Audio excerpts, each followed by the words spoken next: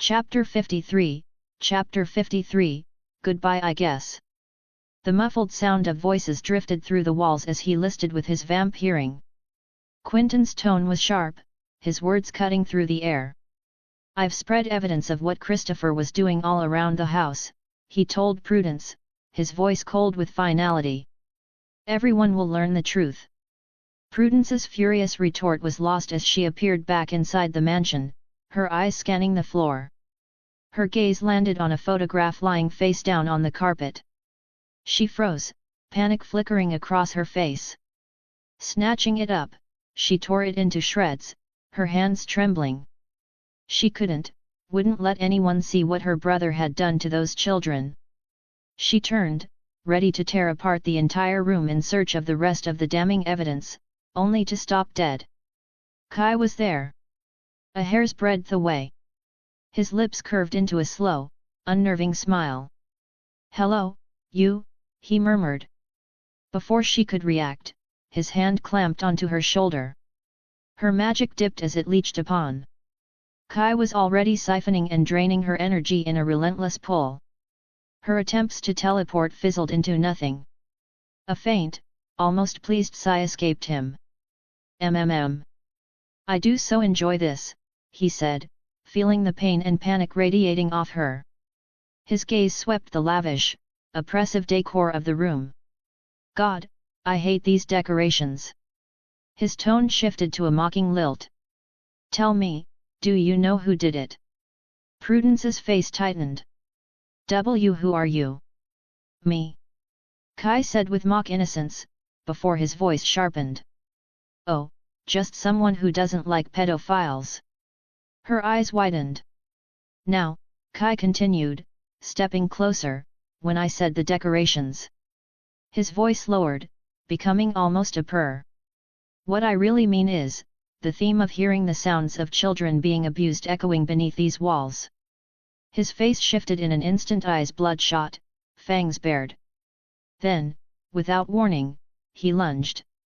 His bite tore into her neck. Prudence's scream broke into choking gurgles as Kai drank deep, her body trembling violently in his grasp. When at last he pulled back, he spat her blood onto the carpet with open disgust. "Vile," he said simply. Prudence staggered upright, clutching her neck. Kai's voice was calm, almost conversational. "You know. I will find your brother. And little Martin." Blood trailed down his chin as he smiled faintly. "Your brother broke him and turned him into something monstrous. Or should I say beastly, but I don't care. I will kill them both when I get my hands on them." Prudence tried to speak, but could only choke on her own breath. Kai sighed. In a blur, his hand shot out, delivering a slap so hard her head snapped from her shoulders, slamming into the wall with a sickening thud. He glanced at it, tilting his head with mock appraisal. "Well, that's one way to redecorate." Dash. Kai stepped out into the night air, wiping the blood from his mouth. Up ahead, the rest of the group emerged from the treeline, dirt clinging to their clothes. They must have just dug up the button. Alice's voice was urgent. "We have to go back. Quentin, come on, we have to go back." "Come on," Q said, trying to keep her moving. "No," she said again, catching sight of Kai as he approached. "We have to go back." "And do what exactly?" Penny asked, exasperated. "Help those kids. You can't seriously be thinking about leaving them there." Kai's voice was flat. "Alice, they're long since dead. There's nothing that can be done." "No," Alice snapped. "I don't believe that. There are ways to clear a haunted house."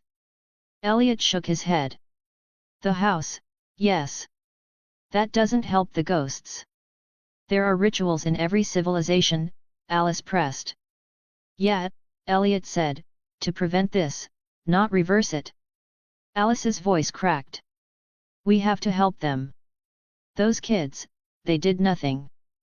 This is so unfair." "Oh, you don't say, Miss Perfect Life," Elliot said coldly. Life ain't fair, why in the high holy fuck should death be any different? Kai groaned. Oh, God! Elliot's voice rose. Thinking you can change anything, it's such a monument. Who the fuck do you think you really are? You're just some. Enough. Kai's voice cut through like a whip. That's enough out of you. Elliot froze, then stepped back, glaring. Kai turned back to Alice. Sorry about that. He's still a bit pissed about what happened with Mike. Yet, you don't say, Quentin muttered. Kai sighed. I might know a spell that will break the loop and purify the mansion. But I can't guarantee it will help them find rest. Dash. A short while later, they stood once more inside the mansion's main hall. Okay, Kai said.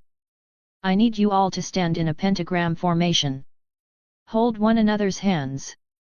As they positioned themselves, Penny asked, What's the spell? It's a compound purification spell, Kai explained. It breaks curses by destroying impure forms of magic. Once it starts, it spreads and unbinds that magic layer by layer, until nothing remains. This one's from my parents' journals. He took a breath. Repeat after me, and let me guide your energy. Solvite etx solvite amum magicam qui puros ligat, purificat hunc locum et amum corruptionem expel light.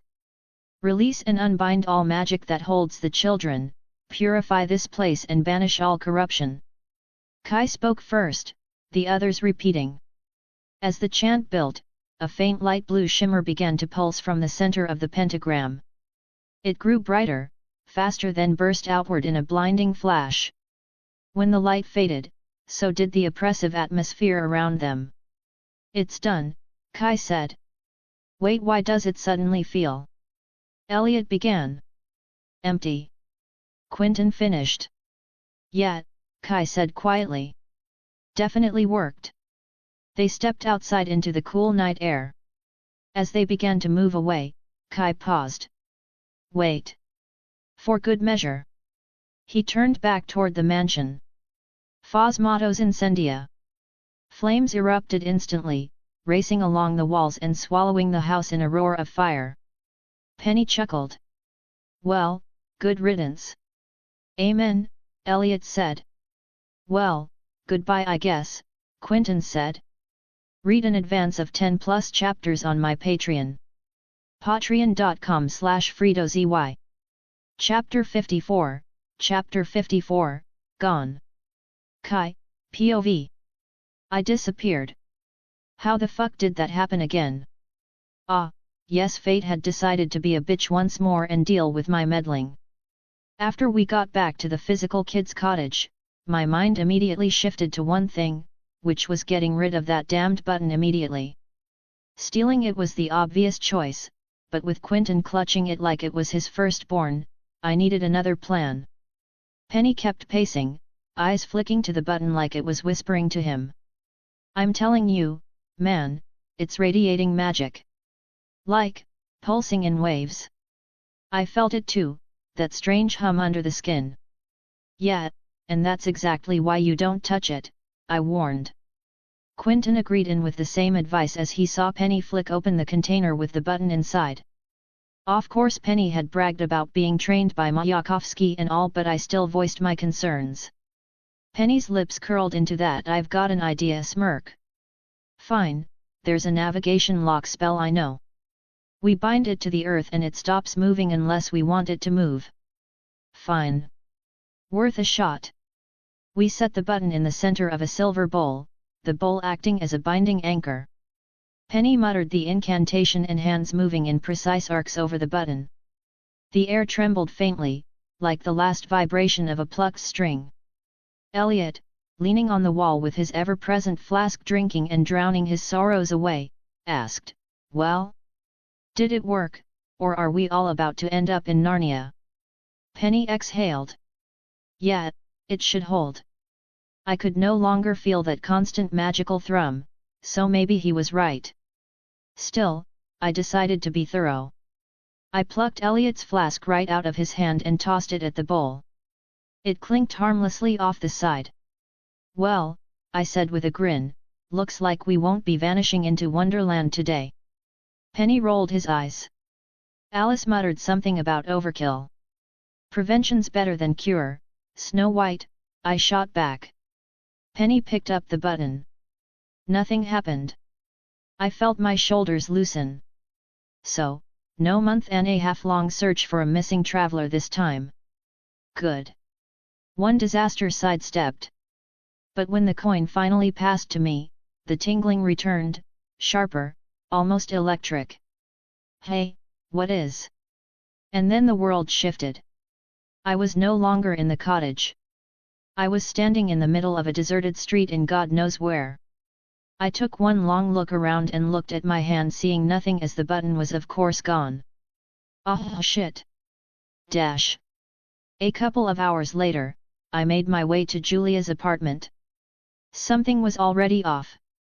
When I'd gone to my own place earlier, my key hadn't worked. And when the door finally opened, I was greeted not by my living room, but by a grinning, sandal-wearing hippie smelling like patchouli. Who the hell are you? I'd asked. Turns out, he was the owner. Never had been. According to him, he'd been living there for 5 years. A quick compulsion later confirmed it wasn't a lie. That sank a bad feeling deep in my gut. And now, standing outside Julia's door, that feeling grew teeth. I knocked. No answer. And, nothing from the boundary spell either. The faint magic of the doorway boundary spell wasn't there anymore. When the door finally opened, my breath caught. Mackenzie. Julia's sister stood there with pale, dark circles under her eyes, a half-empty bottle of vodka in hand.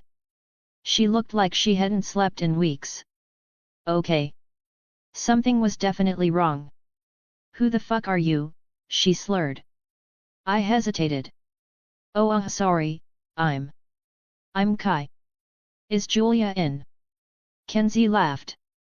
Not the happy laugh, no, it was one of those hollow, bitter laughs that sounded like a cracked mirror breaking further.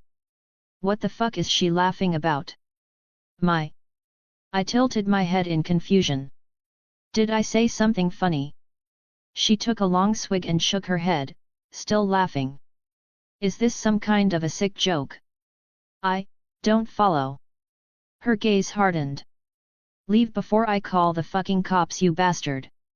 This was going nowhere. I sighed and locked eyes with her, pushing my will into hers. Where is Julia? And what's going on here? Her expression softened. Then the words came. Julia's dead. The floor seemed to tilt under me. I couldn't get the words out properly. No, that's not. That shouldn't be possible. Unless. How long? I asked quietly. 2 months, she said, almost flatly. Accident. At school. Yeah, right, I thought bitterly. I glanced past her. The place was a wreck of pizza boxes stacked like dirty monuments, clothes strewn across the floor, empty bottles gathering dust. I had to do something about that. From the looks of it, she was spiraling from the loss. That's understandable, but she was also on her way to an early grave if she didn't fix herself. Okay, listen to me, Kenzie. You're going to be okay, all right, I said gently, pushing the compulsion deeper. You'll mourn her, but you'll move forward.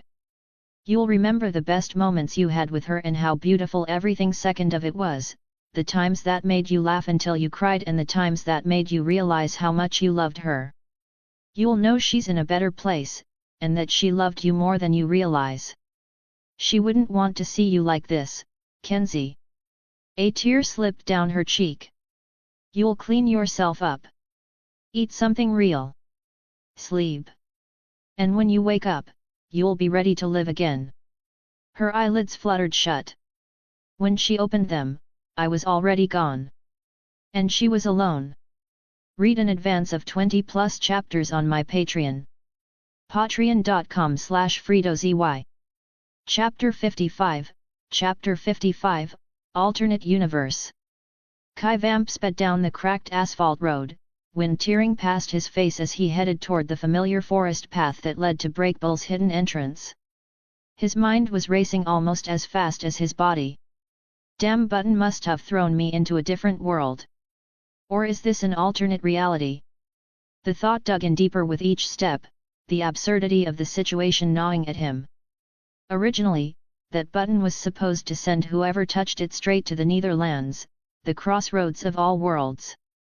A stopover realm lined with fountains, each leading to a different universe. But instead of the magical in-between, it had dumped him here. Wherever here was. He slowed near the last place he remembered encountering the hedge witches and decided to check out a few of their hideouts he had found when he was looking for Marina in his universe. After checking different warehouses and hideout, he found absolutely nothing. After hours of searching, he was ready to drop it until one last spot came to mind. He stopped in front of a record store. Walking slowly to the door like any other customer would, he opens the door and slipped inside. The interior had the same old creak of the door, same faint smell of plastics and vinyl, but the faces were strangers. None of the hedges he knew. Behind the counter, a guy in a hat looked up. "Can I get you anything?" Kai's lips curled into a lazy, sarcastic smile as he compelled the poor guy. "Yeah, you can start by telling me where Marina is." "Who?" Kai frowned. Your boss? Where is she?" The guy corrected him. "He." "Sure, whatever. Where is he?" The man jerked his chin toward the back. "He's in his office." Kai followed, noting with mild irritation that he couldn't feel any magic radiating from this place.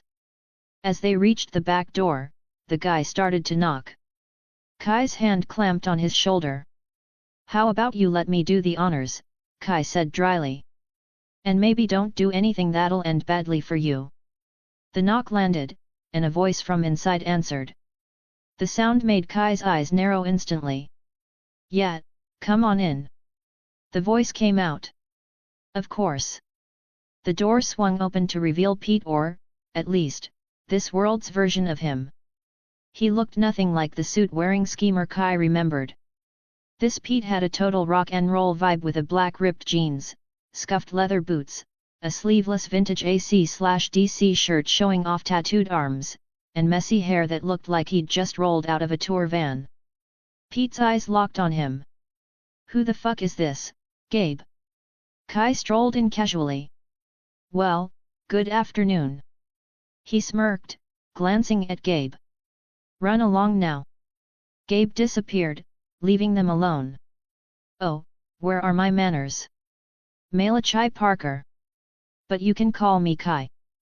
"I don't give a fuck, dude," Pete shot back, voice carrying a punk edge. "Get out of my shop before I throw you out myself." Kai laughed. "Oh, you're funny." His gaze flicked over Pete's hair. "But seriously, is that supposed to be a style, or did a lawnmower attack you?" Pete's jaw tightened.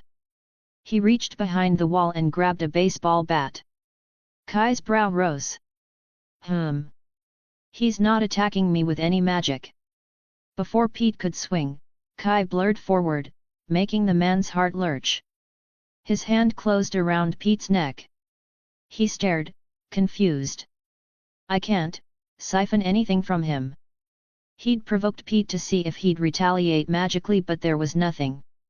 "Don't suppose you know a Marina, do you?" Kai asked. Pete, struggling, rasped, "She your chick or somethin'?" "Never heard of her in my life." Kai scowled. "Afraid you'd say that." His eyes narrowed further. "And I don't suppose you have a clue what a hedge is?" He dropped Pete roughly. Pete gasped for air, still hunched over, and asked, "That a kind of drug or somethin'?" Kai rolled his eyes. Pete straightened slightly, his mind catching up. Hey, wait a minute, dude. How did you do that?" "You just appeared in front of me and lifted me like I was nothing." "What are you on, man? Some new kind of juice?" Kai just stared at him, unimpressed. What the fuck is this idiot on about? Clearly, this version of Pete had no idea magic even existed, and that might probably be because he'd never met Marina. Kai placed a hand on Pete's shoulder, compelling him. "You're going to forget this entire conversation, forget seeing me, and you're going to go back to your day like nothing happened. Understand?" Pete's gaze glazed over. "Yeah, nothing happened." Kai walked out, slipping into the dead-end street and then vanishing in a blur toward the only place left to check. The familiar clearing for Breakbull's hidden entrance felt off the moment he arrived. Kai frowned, considering possibilities. The first and most likely was Penny's spell. It could have scrambled the button's navigation system. But, there was another possibility. Fate. He muttered to himself, "Of course. Can't rule out the universe having a laugh at my expense. What are the chances it malfunctions only when I touched it?" Stepping through the entrance, his frown deepened. What the actual fuck? Breakbulls looked dull. Normally, the grounds had a brightness to them and a certain vibrancy that came from the constant use of magic, which was probably also due to the effects of the wards and other spells in place. But now, it looked flat, almost mundane. Worse, it was completely silent. Not just quiet but dead silent. Even his vampiric hearing picked up nothing. Moss everywhere. The place looked abandoned. Where the hell did that damn button throw me? Blurring through the outer compound, he searched room after room. A copper tang hit his senses, and his eyes fell on dried blood stains. He stepped into a classroom and still nothing. A hint of unease crept in. Abandoned timeline. Could be, it's starting to look like it. He headed toward the physical kid's cottage. The door was gone. Part of the roof had caved in. Inside, the scene was gruesome. Blood sprayed across walls, the bar splintered, bottles shattered, furniture overturned. It looked like a battle had occurred here. What the fuck could have happened here? The faintest sound reached him, making his body tense. Instinct flared up as he blurred aside just as a spell ripped past where he'd stood and hit wall, blowing it to pieces. He reappeared behind the attacker, seizing the back of their neck and slamming them face first into the wall in a blur of speed. "Such a poor welcome, where are your manners?" he said sarcastically. The voice that answered was shaky. "Who the fuck are you?" Kai frowned, spinning the figure around. It was a woman who looked disheveled, dark circles under her eyes, gaze darting. Recognition hit him. Alice. Read an advance of 20 chapters on my Patreon. patreon.com/FredoZY. Chapter 56, Chapter 56, Alternate Universe 2. Kai froze. Alice. The woman in front of him blinked at him in confusion, her shoulders became tense, her posture wary like a cornered animal, which shocked Kai at the level of caution she had in her. Kai lifted both hands, palms out, voice even. "Hey, easy. It's me, Kai. I'm not here to hurt you." The blank look on her face told him everything. "Right. I don't think there's a version of me in this failed universe," he thought. "Okay, look, just calm down, okay," he added, taking a cautious step back. "I'm not your enemy. In fact, I'm the friendliest stranger you'll meet today." He almost smirked but caught himself. "Promise." He was about to say more when she finally spoke, her voice sharp. "How did you get in here?" That actually threw him for a second. He glanced over his shoulder, ready to reply when a sudden spark of magic ripped past his face, sizzling into the wall. "Whoa, what the fuck, Alice?" he barked, spinning back toward her, but she was already sprinting toward the open entrance. She never made it. A heavy blow slammed into the back of her head, sending her collapsing to the floor in an instant. Kai exhaled through his nose. "And here I thought Marina had trust issues. What the hell makes Alice so damn paranoid in this world, apart from cause of a destroyed school, of course." He glanced down at her limp form and sighed. "Guess I'm babysitting until Miss Trigger Happy wakes up." Later. Alice came to with a sudden, startled jerk. She pushed herself halfway up from the dusty wooden floor, eyes darting to the scattered, overturned chairs and the dark smears on the cracked walls. A voice broke the silence. Rise and shine, Jumpy. Welcome back to the waking world population, you and me. She turned sharply toward it and saw Kai, leaning casually against a broken desk, looking entirely too amused. Then she noticed her hands were free, but her body was encircled by a wide ring of what looked like chalk, or was that salt? Her eyes narrowed. She stood abruptly and bolted forward only to smack into an invisible barrier that rebounded her like a spring. Kai winced in mock sympathy. Oh you, yeah, sorry. You're not going anywhere, crazy pants, not until you've answered some questions. He pointed to the shimmering air just above the salt. That's a barrier or a boundary. No blasting, clawing, or running your way out until we've had our little chat. In a blur of motion, he was suddenly in front of her. Alice flinched at the impossible speed. Kai's eyes locked on hers, voice low but firm. Calm down. You're safe. Nothing to fear here. Just, relax. Her breathing eased almost instantly, tension melting from her shoulders. He stepped back. Good. Her brows knit. What did you just do to me? Calmed you down, he said simply. How? Compulsion, dear. Her head tilted.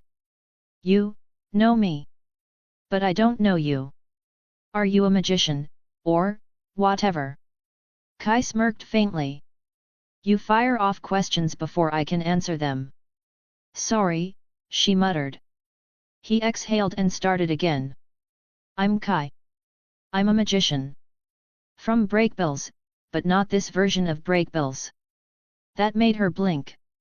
Then her eyes widened, a flicker of realization sparking. Smart one, Kai thought. Easy to communicate with. You're from another universe, she said slowly. How? How did you get here? Kai glanced around the ruined room. You wouldn't believe me, but it had something to do with a button. Her attention snapped to him. Wait. A button?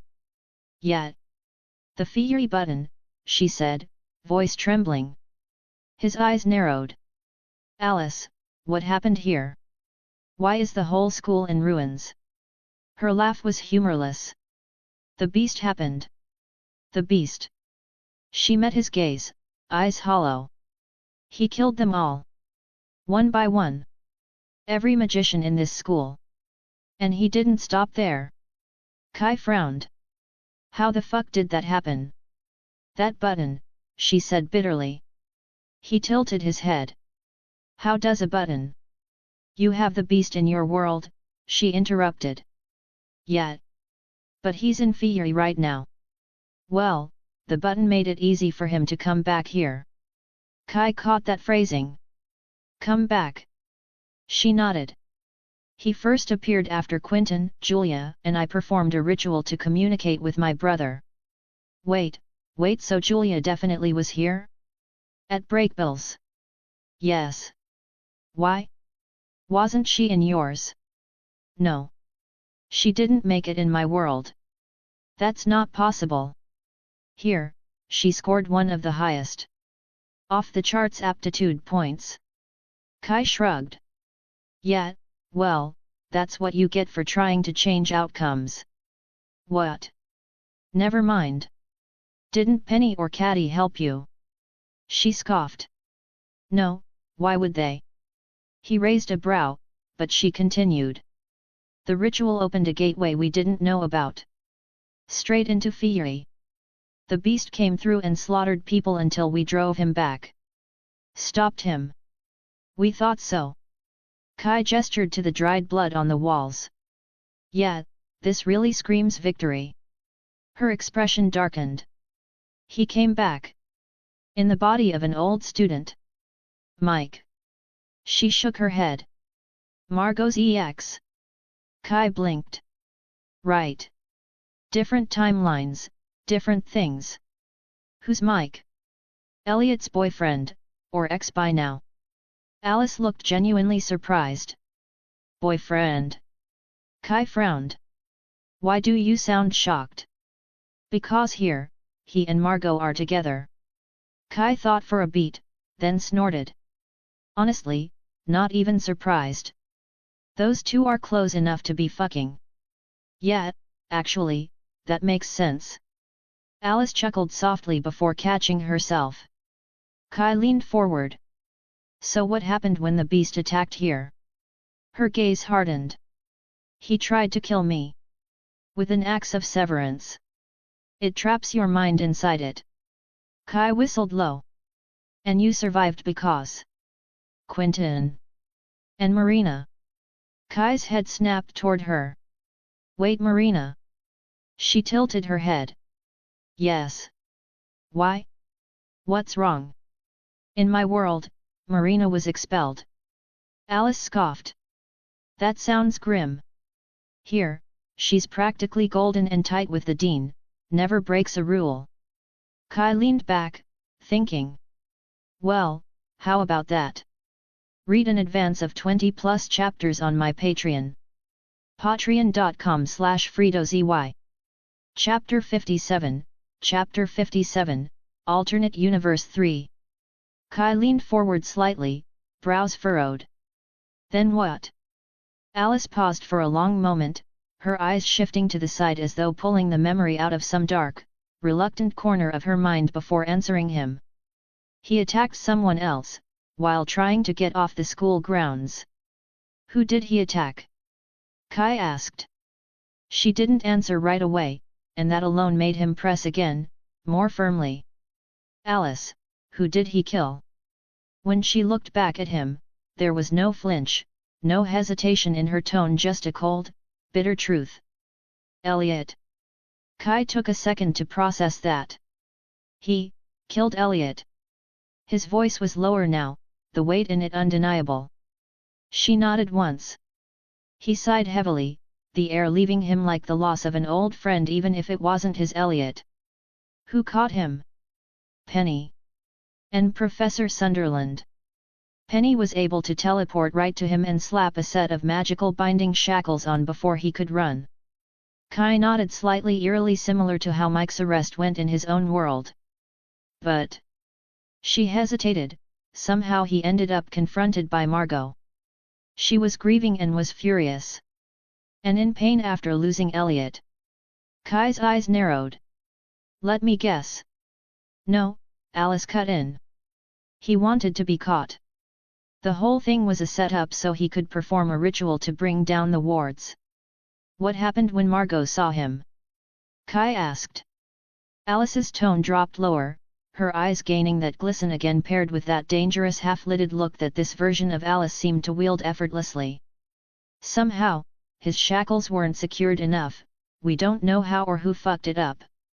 He broke free. And then, he decapitated her with them. Used her body as an ingredient for the ritual. He almost brought the wards down, and he would have if it wasn't for Quentin and Julia figuring it out in time. Kai exhaled slowly, the image lingering longer than he liked. And Jane? What about her? Alice asked flatly. Wasn't she killed? Not then. Much later. Kai sighed. Figured as much. What happened after? The school went into lockdown. No one in or out without a full check. Kai paced a few steps, muttering something under his breath about how that never actually works. Alice went on. The dean changed part of the wards. And then Quentin and Julia found something about the Fiery books. The sixth one. Written by Jane. Kai's brows lifted. Yeah, that's what led me and my friends to the button in my universe. Alice nodded. We went to the Plover estate. Me, Julia, Quentin, Marina, and Penny. We got trapped in a time loop for days. Never getting the button. And we saw what Christopher was doing to the children there.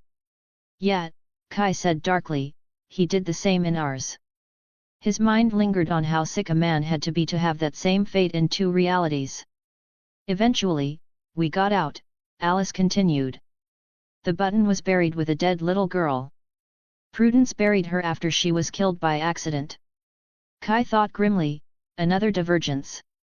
In our reality, it was a boy. He noticed she'd gone quiet.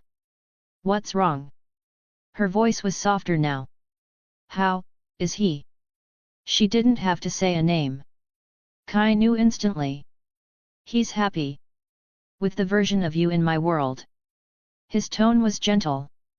She gave him that same half-lidded gaze again, one that made Kai think, God, is she doing that on purpose? Damn, Q, you are one lucky bastard. That's good, she said quietly. And Julia. Kai frowned slightly.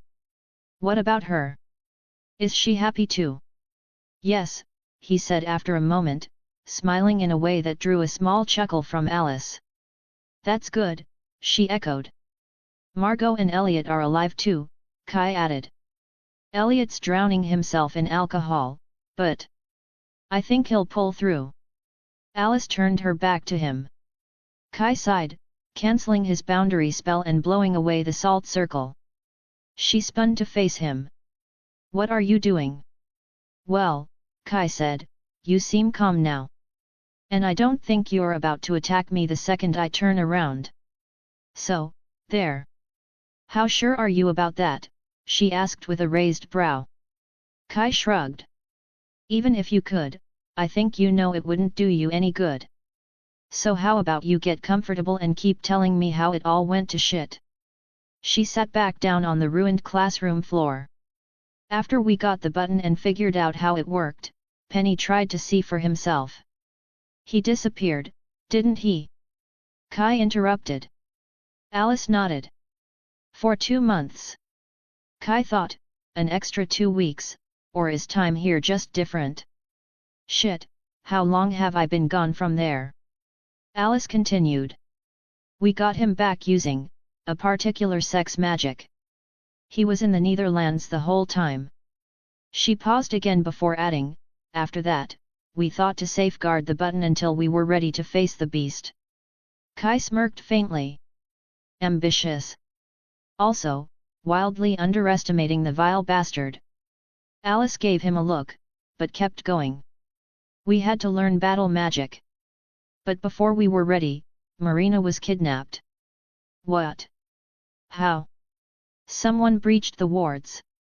By the time we realized what was happening, Professor Liu was dead. Torn apart in this very classroom with pieces of him nailed to the walls. Her voice carried a quiet resignation. And Marina? They left a finger. With a note, come to Fieri. She locked eyes with him. The beast. Who else? So we took the button against Henry's warnings and went to Fieri. She shook her head. We thought we were prepared. We weren't. Not even close. Jane showed herself to Quentin, but didn't really help us. She just gave a cryptic message then left again. Her voice started to tremble as she moved closer to him, sitting right in front of him now. Read in advance of 20 chapters on my Patreon. Patreon.com/FredoZY. Chapter 58, Chapter 58, Out of Control. Alice took a slow breath before speaking again. In the first few days of getting to Fieri, everything seemed okay. She gave a faint, almost nostalgic smile. Julia and Quentin were ecstatic at being there. I was too. But we couldn't enjoy it, because we had a friend to rescue. Kai stayed silent, letting her talk. Jane came to us and told us to seek out one of the creators of Fieri to ask for his guidance and help. So we sought out Ember, one of the 2 creators, for his help against the beast. But he was in hiding. Too fearful of the beast to do anything, except give us his essence. Kai scrunched up his face. And pray tell, what was this essence? That would be his semen, ugh. Alice shifted uncomfortably. Well, it was his, life essence. From her expression, Kai nodded at that. It's not his blood, but something more intimate, isn't it? She hesitated, then nodded. Kai swallowed with visible disgust. Move on.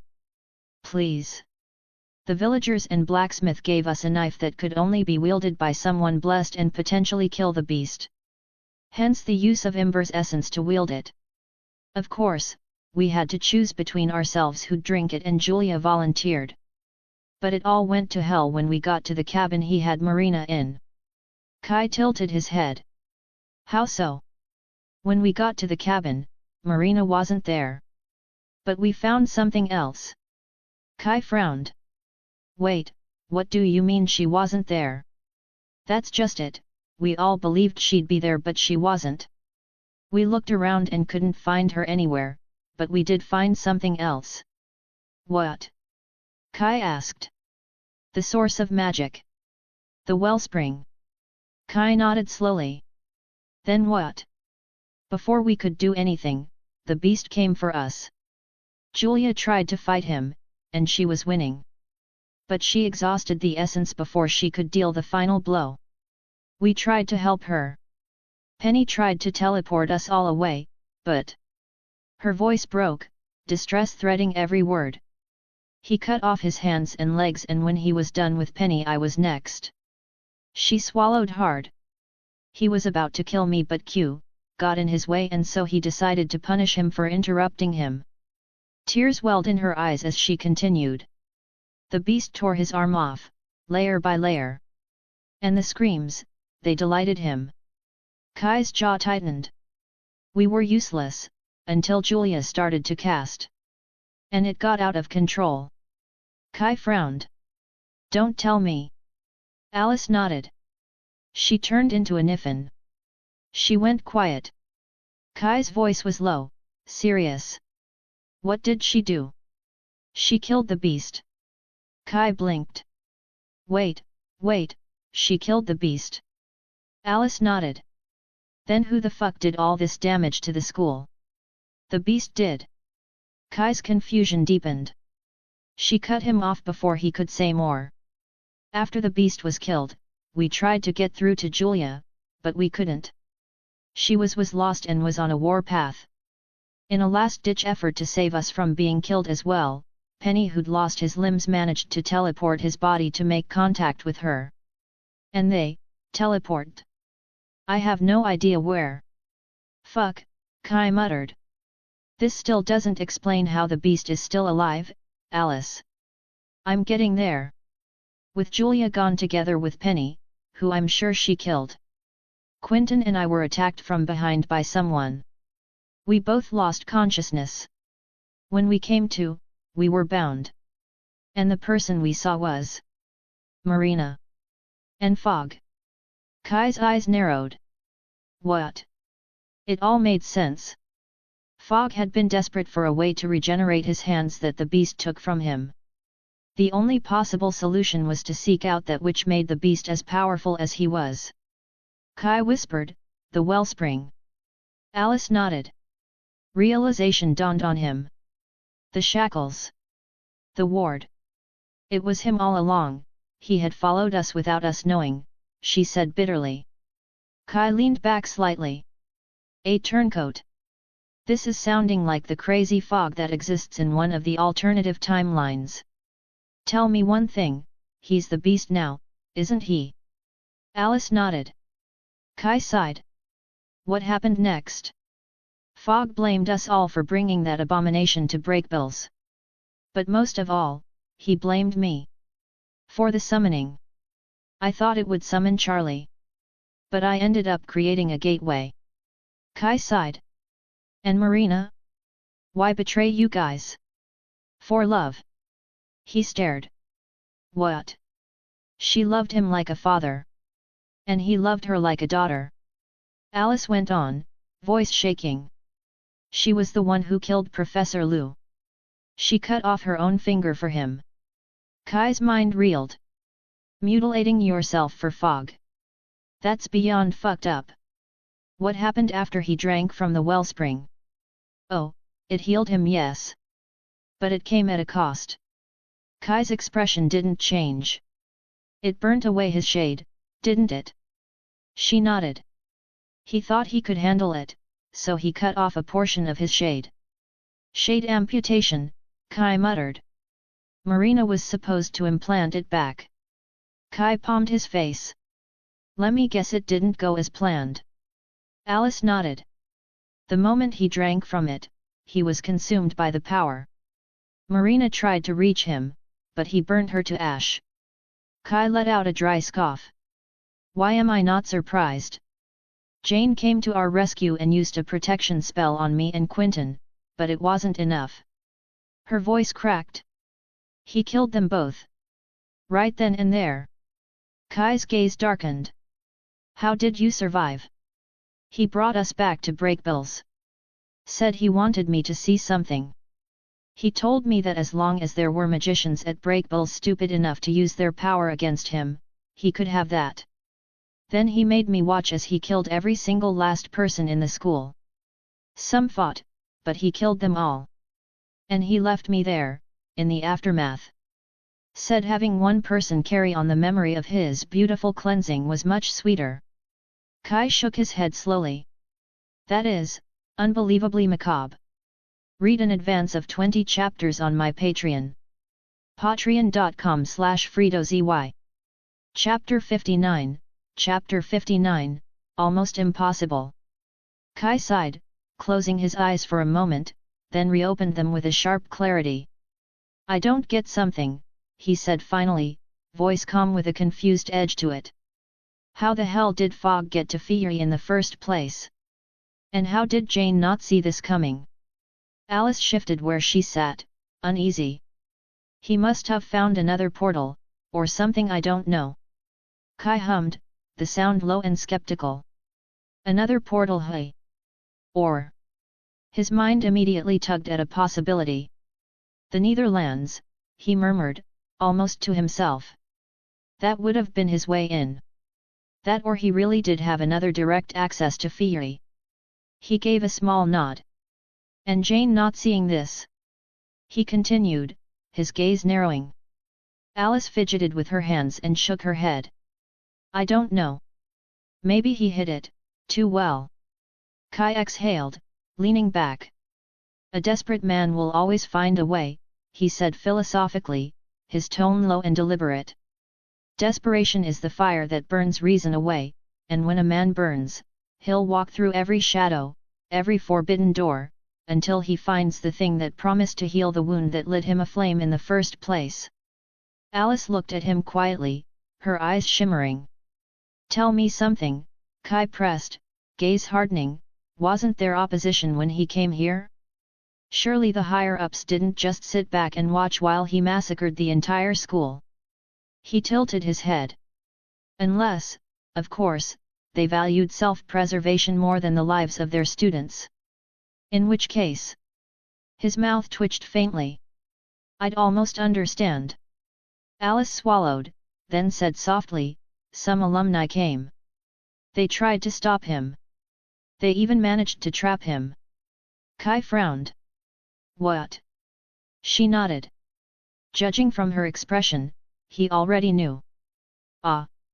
It didn't end well for them, did it? Alice's silence, and the way she shook her head, confirmed it. It was a trick, she said finally. He wanted to be caught by them, wanted them to feel safe. They thought they had him. And then, when they lowered their guard, when they saw an opportunity. She shivered. They tried to siphon from him. From him. Fogg wasn't just a magician anymore, Kai. He was a walking battery of magic. And their greed. Her lip curled, it blinded them to the danger they had invited in. They wanted power. They thought they could drain him of all that magic, use it for themselves. Her voice trembled as she recounted it, but she pressed on. And he let them try. Watched them scramble like hungry dogs, fighting for scraps they didn't even understand. And when they thought they had it, her hands clenched against her knees. He killed them. All of them. One by one. Kai let out a cold laugh under his breath. Humans and greed, he muttered. That shall be the fucking downfall. Should have seen it coming a mile away. Alice nodded slowly. The ones who didn't die immediately, they ran. Some escaped. But he hunted them down. And the ones still hiding. She clutched her clothes tightly now, her knuckles white. They're still being hunted. Kai's sharp eyes flicked to her hands, the trembling, the tension. Your parents? He asked softly. A single tear slipped down her cheek as she shook her head. That was answer enough. Kai's gaze softened.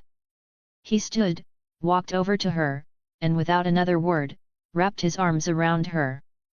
Alice froze for only a moment before melting against him, clutching him tighter, pressing her face against his chest. They tried to escape, she whispered, her voice breaking. To another world. But he caught them off guard. Kai said nothing, just kept rubbing her back in slow circles, steadying her as best he could. After a long moment, she shifted, tilting her face upward. Her eyes were half-lidded, puffy and red from crying, yet still carried that faint, captivating look that made Kai think with a low inner groan, damn. Even after all that, she still has that look. Alice gently pulled herself free, sitting back upright. Kai broke the silence. Let's go out, shall we? He strode toward the classroom entrance, paused at the doorway, then glanced back at her. She hesitated but rose to her feet, following. Soon, the two of them were walking through the ruined grounds, the crisp air biting at what could barely be called fresh anymore. The silence of the destroyed campus hung heavy around them. He went for the seniors next, Alice said bitterly. Kai's lips pressed into a thin line. What a shit show Fog's made of this place. Unexpected doesn't even begin to cover it. He turned his head slightly while dragging a foot along the dirt. And tell me something, Alice. He let you live. Why the hell haven't you left all this? He gestured to the broken, morbid remains of breakables surrounding them. I can't leave. Her voice was flat, but weighted. He put up wards. He warned me that if I try to leave, he'll know. If I try to break the wards, he'll know. And then he'll come for me. Kai tilted his head back and stopped dragging his foot after walking around a section of the school, studying the ruined sky above with a peculiar look. He'll come for you if you break the wards, hey. She nodded. A small, sharp smile touched his lips. Good to know. There was a faint edge to his tone, and for just a second, his magic shifted into something dark, coiling and alien. Alice flinched, instinctively recoiling at the sensation. What was that, she thought, pulse quickening. Kai sighed and asked evenly while tapping his foot on the ground, so? What have you been doing? I've been reading, all the books here. Anything that could tell me how to fight him. Her shoulders slumped. But there aren't a lot of battle magics, Kai finished for her. She shook her head. No. And the ones that exist take tremendous energy. That kind of energy, Kai said quietly, can turn you into a Niffin. I know.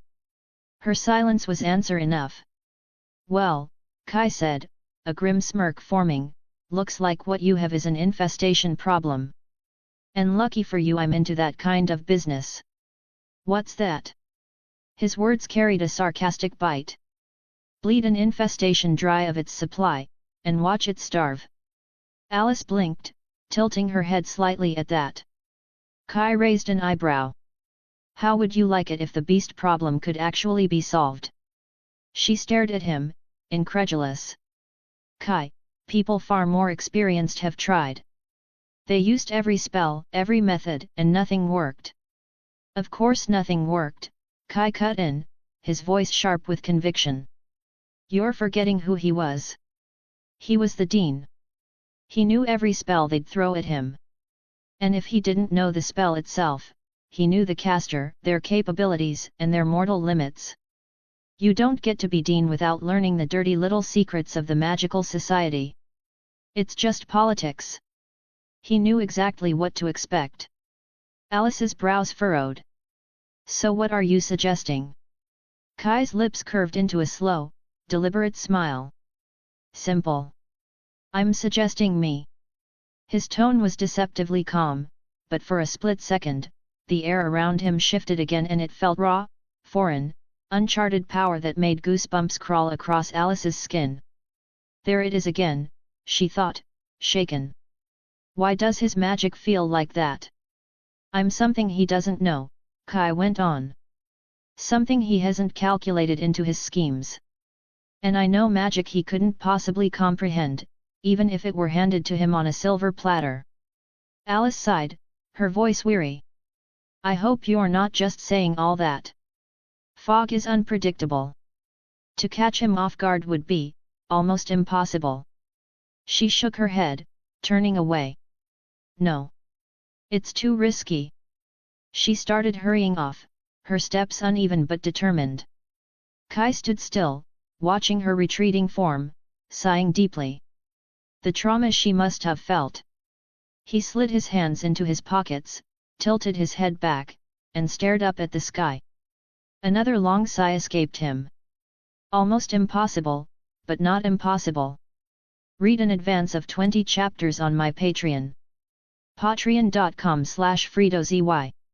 And check out my new novel Fragmented Dominion as well. Show some love. Left and right arrow. Chapter 60, The Question. The hours dragged on as Kai wandered through the ruins of Breakbills. Every corner he turned was another reminder of the massacre that had happened here. Bloodstains dried into the floorboards, walls scorched black, the silence suffocating. Eventually, his steps carried him into what had once been the library. The great hall was barely recognizable. Broken wood crunched underfoot, dust swirled with each step, and torn books lay shredded in heaps across the ground. Some shelves still stood, but most had collapsed into splintered ruins. Kai stopped, scanning the wreckage, when a voice drifted from his left. You're still here. He turned sharply. Alice sat slumped on the floor, surrounded by scattered books. Her hair had fallen loose, a few strands brushing the ground in the odd position she was sitting in. Her voice snapped him out of his thoughts. I thought you'd have gone by now. Kai smirked faintly. And leave you here all alone? Who'd keep you company then? Besides, I was checking to see if any room wasn't completely trashed, or decorated with the blood of its former occupants. Real top-tier interior design around here. Alice tilted her head at him, skeptical, but said nothing. He walked over and lowered himself onto the floor beside her. So? What are you digging through this mess for? Her eyes flicked up at him. Answers. He raised a brow, then looked around again at the gutted shelves and shredded pages. How long have you been holed up here by yourself? 2 years. Kai exhaled through his nose. Right. And you want me to believe you haven't already gone through every book in this school? Alice shifted, sitting properly now with her legs tucked to the side, her eyes lingering on him. What did you mean earlier, when you said you were the answer to this? Kai looked at her for a moment, then sighed. The reason Henry was able to overwhelm and outright decimate the entire magical faction is simple. It's because he was part of it. He knows all the tactics. All the spells. All the counterspells that can be thrown at him. And worst of all? He's intelligent. Dangerously so. Now, stripped of his shade, he has no conscience, no restraint. He can cast any spell, no matter how forbidden, without consequence. He pointed a finger at her. Something you, unlike him, cannot afford to do. Alice swallowed hard, understanding. You see, Kai continued, when you're up against someone who knows every angle, every probability, every counter, fighting fair is suicide. He's already factored in the obvious responses before you even think them. Which means the only path forward is the one he hasn't calculated. Alice's brows knitted. But you're from Breakbills too. No matter the universe, it can't be all that different. How are you any different? Kai chuckled. Because I'm a special case, even in my own world. Predictability isn't exactly one of my vices. She tilted her head. And what about strategy? He's more experienced than almost anyone alive. Kai nodded. True. But in the face of overwhelming power, trickery alone is useless. Which is why you never go in with just one plan. You go in with a plan, and 3 backups. And then backups for those backups. And always something he won't see coming. Alice blinked, startled by the calm certainty in his tone. He smirked faintly. Elliot put us through a little trial recently. One of the lessons? Cheating. Learning how to bend rules to get what we want. Cheating? Alice asked. Magic itself is cheating, Alice, Kai said simply. It's hacking reality. It was never meant to be fair. And when someone has no shade, no conscience, like fog, or worse, a Niffin, they aren't shackled by any limits. That's what makes them terrifying. But his eyes sharpened, that's also what makes surprise invaluable. Magic, unlike most things, amplifies the probability of a surprise succeeding. Reality bends to it.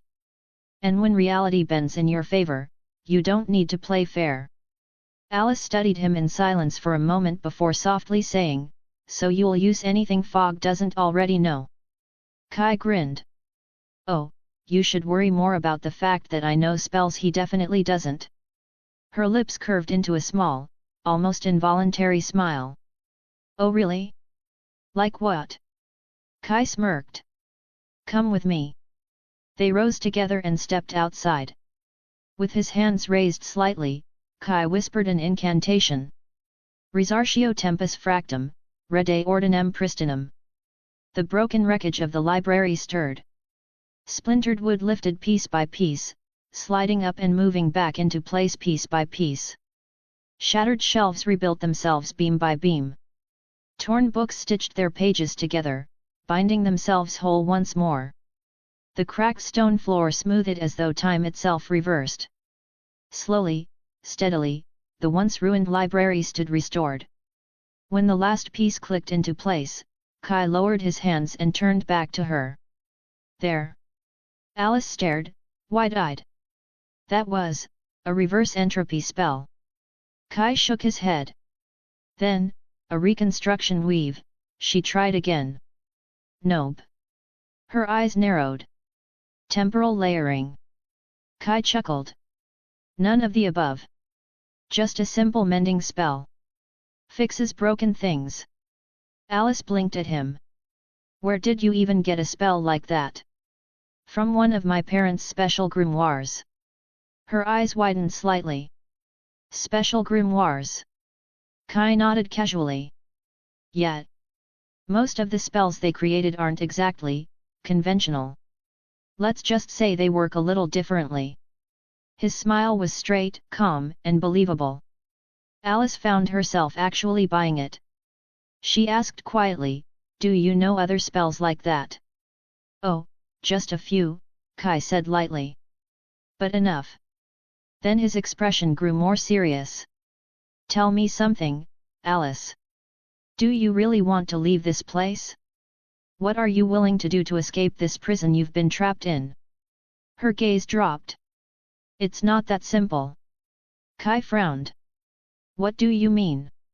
Even if I could escape, what then? I've lost everything, Kai. My parents. My friends. My lover. I don't have anything left. He studied her silently, then said flatly, so you're just giving up? Did their deaths mean nothing to you? Didn't they all die so you could live not hide in this graveyard? If you stay locked up here, the beast wins. And if you don't fight back, then what's the point? Alice didn't answer.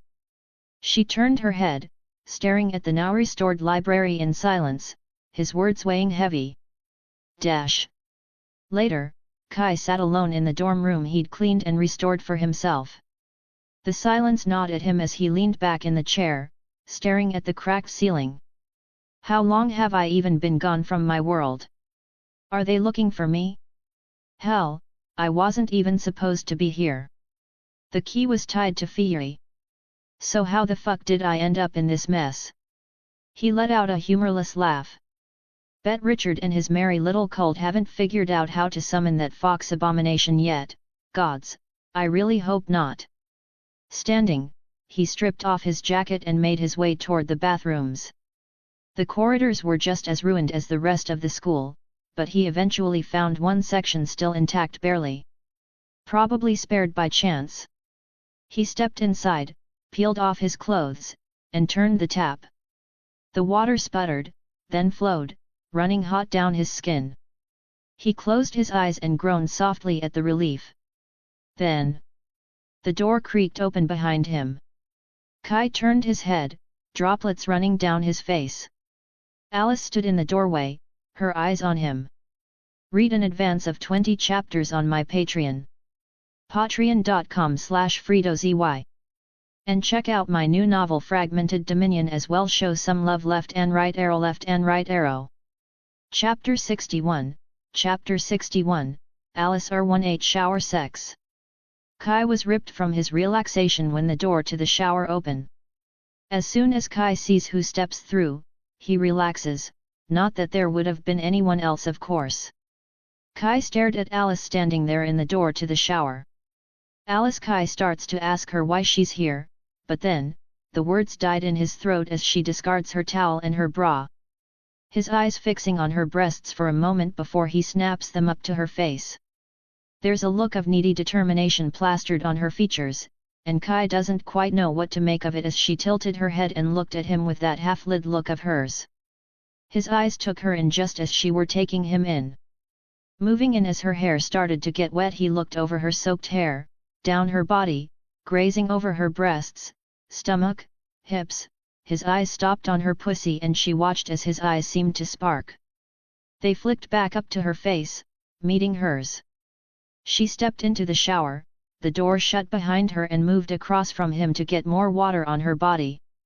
Facing away from him with the hot water cascading down her naked back and dripping from the cleft of her ass, we should try and save the water," she said as she turned to him and moved closer to his body. She was now looking into his eyes and her hands behind her back. "Alice." Kai's voice was husky, and Alice kept looking at him with her head tilted. "You've had a long day. Maybe we shouldn't." "Don't." Alice cuts him off, a fierce look on her face that sends desire coursing straight to his core. "I know what I want, Kai. I want this." Her hand trailing down his chest now until her delicate hand wraps around his cock, giving his length one long stroke as she glances at him through half-lidded eyes. Kai's eyes were dark with desire as he watches her. He placed a hand on her waist, pulling her closer to him. "Fuck, Alice." Kai gives in, groaning her name, and he devours her with his gaze as he so badly wants to. The water causes her blonde hair to cling to her shoulders, and he reaches up to brush it back. Alice gave a small smile triumphantly at his motion, and Kai feels like an idiot for ever doubting if she knew what she was doing. Kai drags his attention down her body, following the path of rivulets of water over her breasts, which to be honest were the biggest pair he'd ever seen in his 2 lives, curving around her sides, hugging her hips and thighs. His mouth falls open slightly at the sight of her, as she continues to stroke him to his full length. She's so beautiful, strong, and confident in a way that attracts him like nothing else. Reaching up and tangling a hand in the hair at the back of her skull, Kai pulls Alice to him for a bruising kiss. It lands somewhere between an embrace and a struggle, lips and teeth clashing with furious urgency. Kai makes a noise somewhat akin to a growl when Alice catches his lower lip between her teeth, and retaliates by grabbing her hip roughly and spinning them around to pin her back against the wall. Kai pulls away from her slightly, bracing himself on the wall and bracketing her between his arms. Alice pants slightly, looking up at him, and he delights in the flush spreading over her chest. "I don't think we'll be saving any water actually," Kai whispers, as she was going up on her toes and kissing his chin before biting at his lower lip. A low, husky groan escapes from Kai, and without another hesitation, one of his hands intertwines in the wet tangle of her hair, pulling her into another heated kiss. Alice moans desperately into his mouth as Kai gently pushes her up against the wall of the shower, while her hand tightens around his cock and he coaxes her mouth open with his tongue. Alice couldn't help but shiver when she feels his tongue slide over the roof of her mouth, despite the hot water drenching over their bodies. She's breathless when they part and barely has time to catch it as Kai starts placing burning kisses down the pale column of her throat, and Alice tilts her head back, giving him more access as he bites and nips at her wet skin, and all Alice can do is let out satisfied sighs. She wants to distance herself from the outside world right now, forget about the events that happened to her, all of it, and just lose herself in Kai's arms, in his lips, in his warmth. His lips suddenly raise from the crook of her neck, his breath ghosting over the shell of her ear as he whispers roughly, "Tell me what you want, Alice." She can't help but let out a pleased noise at the sound of his voice. She loved the way Kai took control and is making her feel so good at the same time. "Touch me. I want you to touch me," she says, her voice turning throaty as she brushes her lips against the corner of his mouth, and then adds with a whisper, "I want you to fuck me against this wall, I want to feel you inside me until I can't feel anything anymore, until I forget everything that happened to me." It's only when she says it does she realize how needy she sounds, but she could hardly care at the moment, because all she wants is him and only him. A languid heat rises in the pit of her belly as she feels Kai's expert hand slide down her stomach slowly while water drips down all around her skin. Read in advance of 20 chapters on my Patreon. patreon.com/FredoZY. And check out my new novel Fragmented Dominion as well. Show some love. Left and right arrow. Chapter 62, Alice R18 shower sex end. He pulled back and silently kissed down her neck. Alice's breath gasped out of her as his teeth grazed along her skin. She reached out and grabbed at his soaked hair. He had to hunch over to suck on the side of her neck, marking her as his with the hickeys. He lowered himself even more to press kisses into her chest and the side of her huge boobies. His tongue flicked out against her cool skin. Alice shivered again and her nipples hardened. Kai's big hands reached up and cupped her breasts and massaged it. His fingers dug into the flesh as his lips moved over one of her nipples. "I always did love her boobs in the show, too bad Quentin didn't take advantage of them more often." Alice sighed, her eyelids fluttering shut at the feeling of his tongue flicking over her hardened nipple. He sucked it into his mouth, swirling his tongue around it. The feeling sent floods of lust deep into her belly, making her melt even further into him. His teeth grazed along her nipple and he bit down, making Alice shudder against him. Alice couldn't help but whine as he let it go and continued to kiss down her belly while still pinching her other nipple. She stared at him as he watched him kneeled in front of her.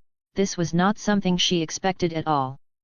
He moved closer to her, kissing and biting at her lower stomach. He reached up, his hands running up the backs of her lovely thighs, his fingers dug into her skin and he lifted up one of her legs and hooked it over his shoulder. His lips trailed up her thigh, kissing and then sucking marks into her skin. Alice moaned and her head pressed back against the shower wall. His hand tightened on her other thigh then, tugging that one up too. Alice panicked momentarily, feeling like she'd fall over, but he was ridiculously strong and he hooked that leg over his other shoulder. With her back pressed against the wall and her legs over his shoulder, she felt a little unsteady and completely exposed to him. Alice's pussy was directly in front of his face, directly in front of his lips. She twitched and reached out and grabbed his hair, tugging it back nervously. "You're going to act shy, now?" he asked, the first words he had spoken to her in a while now. "And no." She gasped out as he nuzzled against her thigh and then sudden bit it hard. He was sturdy underneath her but she felt like there was no way he could be holding her this easily. "Then shut up," he growled, and for some reason she liked that, and then his lips were against her slit and she lost all of her actions, words, thoughts even. "Alice will to tug his head away vanished as you felt the first fluttering kisses against your sex." Alice shuddered, and her mouth fell open. His tongue traced along her slit, tasting her snatch, and she heard him let out a deep growl, or groan. She gasped and pressed her hips forward as his tongue worked over her folds. Her breath was coming in faster and faster. Pleasure spread up from her core, heat erupting underneath her skin, but not from the burning hot shower anymore that was still raining down on both of them. Oh, her breath was vocalized in a quiet moan every time you let it out. She rolled her hips forward as best she could, but it was hard in her position. His tongue ran up her lips from her entrance to her clit and then back. Everything was buzzing, in her body, her nipples were rock hard and she needed his attention against her clit. Kai's tongue drew up to her clit and lavished it with attention. His tongue was too good at that, he softly circled around it and then he softly sucked it into his mouth. The suction was enough to drive Alice into hysterics. She moaned and gasped, grabbing at his hair. "Fuck!" she gasped. As the word came out, Kai ripped away from her. He sucked his teeth roughly into the flesh on her thigh and unhooked her legs from over his shoulders. Coming up and giving her a devilish smile as he presses his lips against hers once more and pushes a finger inside her, all the way to the first knuckle. Alice lets out a low moan as her arms come up to wrap around his shoulders for purchase, her legs spreading farther for him as he pushes in a second finger, and then a third, until he's rhythmically thrusting in and out of her. His fingers press against a perfect bundle of nerves inside her. Alice loved so much, making her cry out as she buries her face into Kai's shoulder. He continues spreading her wide like that, pushing against that sweet spot, and it doesn't take long before Alice clamping down on his fingers, something curling in her belly as she lets out another cry. "That's it, Alice," he whispers coaxingly against her ear, his thumb rubbing against her clit now. "Come for me, baby." And that's all Alice needs to hit the verge as her orgasm finally rushes over her, a gasp leaving her lips while her toes curl against the shower floor. Her eyes flutter close for a few long moments as Kai's fingers finally leave her, a low whine escaping her throat from the feeling of emptiness inside her. When she finally manages to catch her breath again from the wake of her orgasm, she glances up at Kai again and sees him licking her cum off his fingers, and just the sight of it makes Alice's knees tremble. "You taste amazing," he tells her. "I want a taste," Alice whispers, deviousness in her tone along with that look again as she tilted her head and she yanks him down for another passionate kiss, tasting her sweetness against his tongue. Kai pushes her further against the wall until their wet bodies are pressed together, hips joined, and Alice feels his erection pressing against her thigh as they kiss. Alice tries to slip her legs around his waist for more friction, but her legs keep falling due to the slick wetness of their skin, but Kai fixes that as he wraps her legs around him, holding her steady by the hips, and she's so hot and wet for him, that his cock slides inside her easily. "Ah, she it. Fuck me hard, Kai, please, please please," Alice moans, her fingers already digging into his back as she wraps around him like a steel vice. "Are you sure?" His hesitance almost makes Alice smile in lust, because even when she wants him to take control, is literally begging him to take control, he still wants to make sure. Alice drags her teeth down across his earlobe teasingly and breathes, "MHM. Take me until I forget all the painful memories, Kai." Her words seem to give him reassurance because he lets out what sounds like a low growl from his throat, and wastes no time bumping up inside her hard and fast.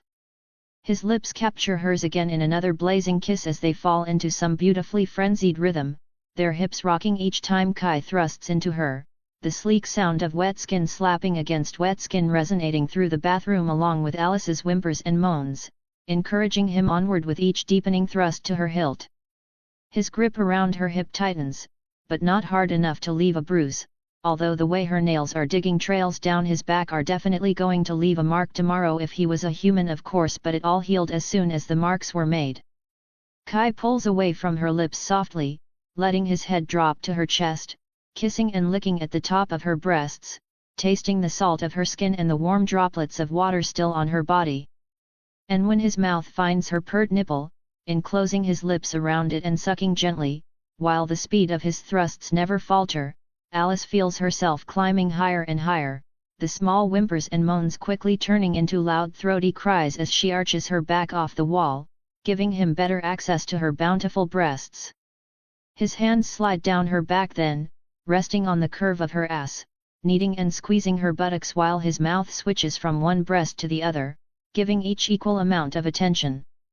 Every single sensation she's feeling starts to overwhelm her body to the point where she feels like every muscle inside her is constricting, ready to send her over the edge soon.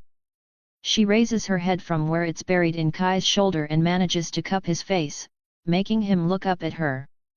Her eyes meet his eyes in an intense but loving stare, as Kai kisses the corner of her mouth, wiping away the wet flyaway hairs that are matted onto her face. "You're so beautiful, Alice," he whispers soothingly in the crook of her neck as he fucks up into her. "So beautiful. Ah, fuck me, Kai. Ah, I can feel it in my stomach arc." Alice wails in pain and pleasure, calling out Kai's name like a sweet, sweet hymn, while the knot in her belly coils tightly, and with one last thrust of his cock, her hips stutter and she's unraveling over him like a pretty pink ribbon around a gift box, slow and all at once. "Oh my god, yes, Kai, please," she moans, feeling stars explode behind her eyelids and a fire ignite deep inside her, a fire that she willingly lets burn, because it's his warmth blazing into her as she presses her body close to his, becoming one with him. Kai's thrusts come to a slow as she clenches around his cock, making him come almost immediately after her, spilling his seed deep inside her. And as they ride out their orgasm, Alice trembling in his arms still, Kai peppers her with gentle kisses all over her body as she comes down from her high. Alice tries to her breath again as she clings to him, holding him close. That was intense." "Thank you," she says, voice muffled against his chest. She feels him smile against her skin. "Let's clean you up now, okay?" he says, reaching around her for the numerous body washes and shampoo bottles sitting in the corner. Alice can only nod, her body too pliant and limp to form any coherent words out of her mouth. So instead, she lets him take his time with cleaning her up, with washing her hair gently using the scented shampoo, and Alice for the first time since the massacre felt absolutely relaxed as she was taken care of. Read in advance of 20 chapters on my Patreon. patreon.com/FredoZY. And check out my new novel Fragmented Dominion as well. Show some love. Left and right arrow. Chapter 63, Clavicula Vinculis Arcana. The next morning, Kai stirred awake in his bed, his eyes adjusting to the pale light filtering through the curtains. As his vision cleared, he noticed Alice sitting in a chair across the room. She wore nothing but an oversized long-sleeved shirt and her underwear, her legs folded up on the chair as though she were curled into herself. She was biting her nail, her gaze distant, her mind clearly tangled in something else. Kai's voice broke the quiet, propped himself up on an elbow. "How long have you been there?" Alice looked up, caught off guard as if he'd dragged her out of a deep current. "I couldn't sleep," she admitted softly.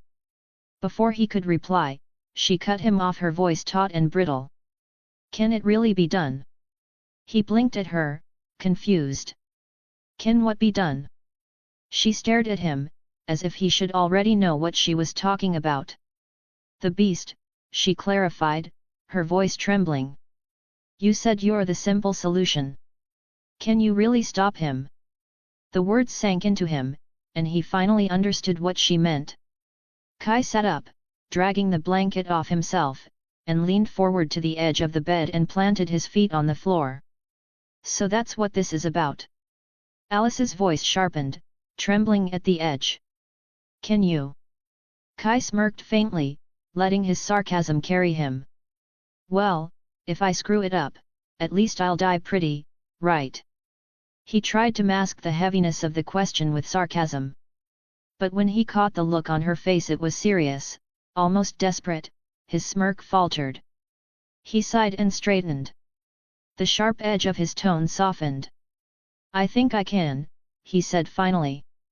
Then, with a wry smile, he added, "Besides, we won't know unless we try." Alice still looked tense, her worry evident in the way her fingers twisted against her shirt. "How would we do it?" That was enough to draw a grin from Kai, one that carried a devious glint.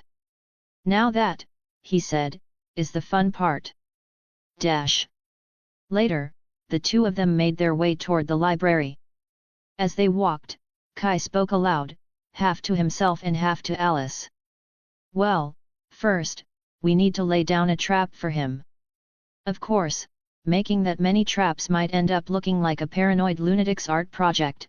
It might take about 1,000 traps stacked together. Might need a bigger library. His sarcasm hung in the air. Alice frowned. And what could we possibly use? I've gone through most spells on campus, and none of them are strong enough to even hold the beast, let alone trap him. And even if one existed, it couldn't be performed, not with the delicate nature of the requirements. Let me worry about the requirements after I've seen them. Okay, you just tell me what's on the menu, and I'll pick something sharp enough to cut with. Kai shot her a reassuring smile, brushing off her doubt. Now, tell me everything you have on capturing beings of pure magical nature. Alice stopped mid-step, her brow furrowed. I've gone through all the binding spells in the library. None of them are strong enough to hold him for long. And even if we manage that, we'd still need a way to kill him permanently. Kai's head tilted. What do you mean by permanently? I mean, she said, voice lowering, we'd have to make sure his body is more than just dead. His body has to be broken beyond anything resembling recovery. More than dead. He nodded slowly, digesting her words. Got it. And, you wouldn't happen to know any spell that could achieve that feat, would you? Her hesitation said enough. The binding spell we might be able to put together. But the offensive spell, there is one I can think of. The moment Kai saw her expression, he scoffed. Oh, you've got to be kidding me. You mean the same spell that turned Julia into a Niffin, don't you? Alice fidgeted, then nodded reluctantly. Kai sighed heavily. Fantastic. That's exactly what I need, another Niffin running around. Tell you what, let's just focus on the binding first, then we'll worry about turning him into cosmic ash. By the time they reached the library, Alice already had 2 specific tomes tucked under her arm. She dropped them onto a table and flipped them open. Here it is, she said, pointing at one of the pages. Kai leaned over. What exactly am I looking at? It's called the Clavicula Vinculis Arcana, the Key of Arcane Chains. A high-end ritual, capable of binding complexities. Think of it as a freezing charm but expanded, amplified, and adapted into a binding ritual. It can paralyze or immobilize something long enough for us to do whatever we want. Like kill or neutralize them. Kai asked, studying the page. She nodded. Exactly. Without another word, Alice grabbed a piece of chalk from her satchel, or perhaps from nowhere in particular, and began clearing out tables and chairs to create space. Kneeling on the floor, she started sketching out a diagram across the tiles, concentric circles intersected by runes of containment, their outer edges reinforced with geometric symmetry. At each of the 4 cardinal points, she inscribed sigils designed to anchor the spell into the room itself, pulling on the structure of the library to act as a cage. The mechanics are delicate, she explained while working. The outer circle provides the containment field, while the inner symbols act as the locking points. They draw on the surrounding ley lines, redirecting ambient magical energy into the structure. But the core of the ritual requires something raw to power it up, something emotional, something primal. Kai crouched beside her, eyeing the intricate pattern. And what exactly will fuel this? A spell this dense doesn't just run on goodwill. Alice didn't answer, her silence louder than words. Oh, I see. He smirked knowingly. You intend to fuel it with your rage, don't you? She looked away, refusing to meet his eyes. Kai's thoughts darkened as he watched her work. Now that he thought about it, this almost resembled the binding spell Julia had tried to use against Reynard in the series. Julia's hatred and trauma had fueled the spell, giving it force. Strong emotions amplified magic, that much was always true.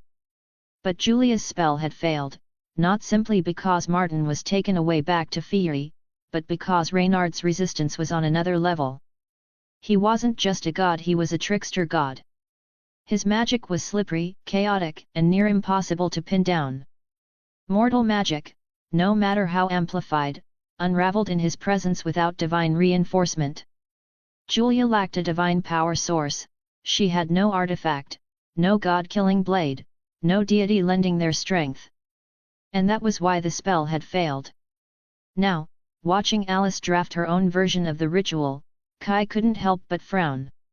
If Reynard had been untouchable because of his god-level resistance, what would this mean for Fog?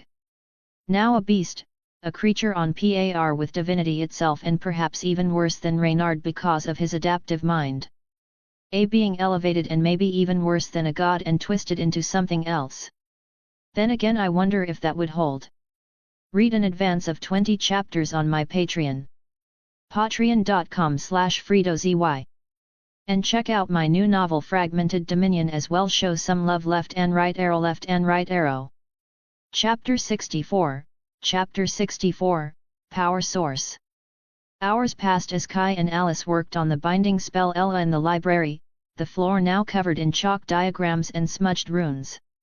They had gone over every possible edge, every weakness that could break the binding circle, even considering what might happen if the creature inside tried to cast magic against it. The design was becoming less of an idea and more of an execution plan. Kai had offered his own adjustments in tweaking the activation sequence so the circle wouldn't take more than a few seconds to come alive, making sure its reach expanded outward instead of snapping inward.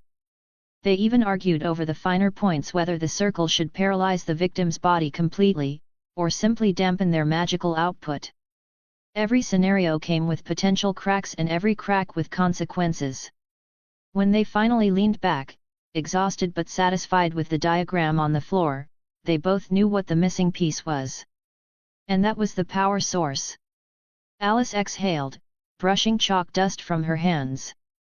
Well, that's it. Kai arched a brow. That's it. She didn't answer directly, instead starting to ramble, her voice picking up speed as if she were afraid of her own conclusion. I can fuel it with my anger and my despair. They should be enough to charge the spell. It'll hold, Kai. It has to. But Kai cut her off sharply. Alice, this isn't just another magician you're trying to snare. We're talking about someone who gorged himself on the source of magic. He's not just powered by it anymore, he's drowning in it. Do you really think your rage will even scratch that? Her lips pressed tight. Then, quietly, almost defiantly, she muttered, unless you have a power source hidden up your sleeve, this is the only way. Kai tilted his head, humming to himself as he started pacing. Well, he said, as I've told you before. I am the simple solution. His voice was light, teasing. But then his smile faltered. Although now, I don't think the solution would be that simple. Alice frowned, following his movements nervously. Then where do we even get something that has a reserve strong enough? Most sources like batteries that are outside the school, and even if we had access, the batteries were already used up the last time the alumni tried to hold the beast. They drained everything trying to strip Fog of his power and bind him. Kai nodded at intervals, listening, though his mind was already racing elsewhere. She continued, unrelenting. The only options left are, Anifin, summoning a god, or finding a supernatural creature powerful enough to act as the anchor. When she finally stopped, Kai clapped once, a sharp, amused sound in the quiet library. What a wonderful and brilliant idea! Love the intellect. Now let's break it down, shall we? He held up one finger. Option 1, Anifin.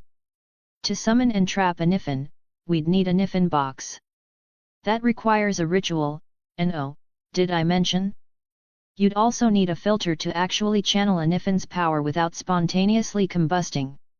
He smirked knowingly, though his mind whispered, well, you'd be the doing the dying, of course. Out loud, his tone turned mock sarcastic. And such a filter? Not exactly available at your local market. It's in the underworld, in the form of a creepy, crawling leech. So, option 1 is a no. His second finger lifted. Option 2, summon a god. Sounds fun, doesn't it? But Alice, summoning a god or goddess takes time. Time I don't have. Time we don't have.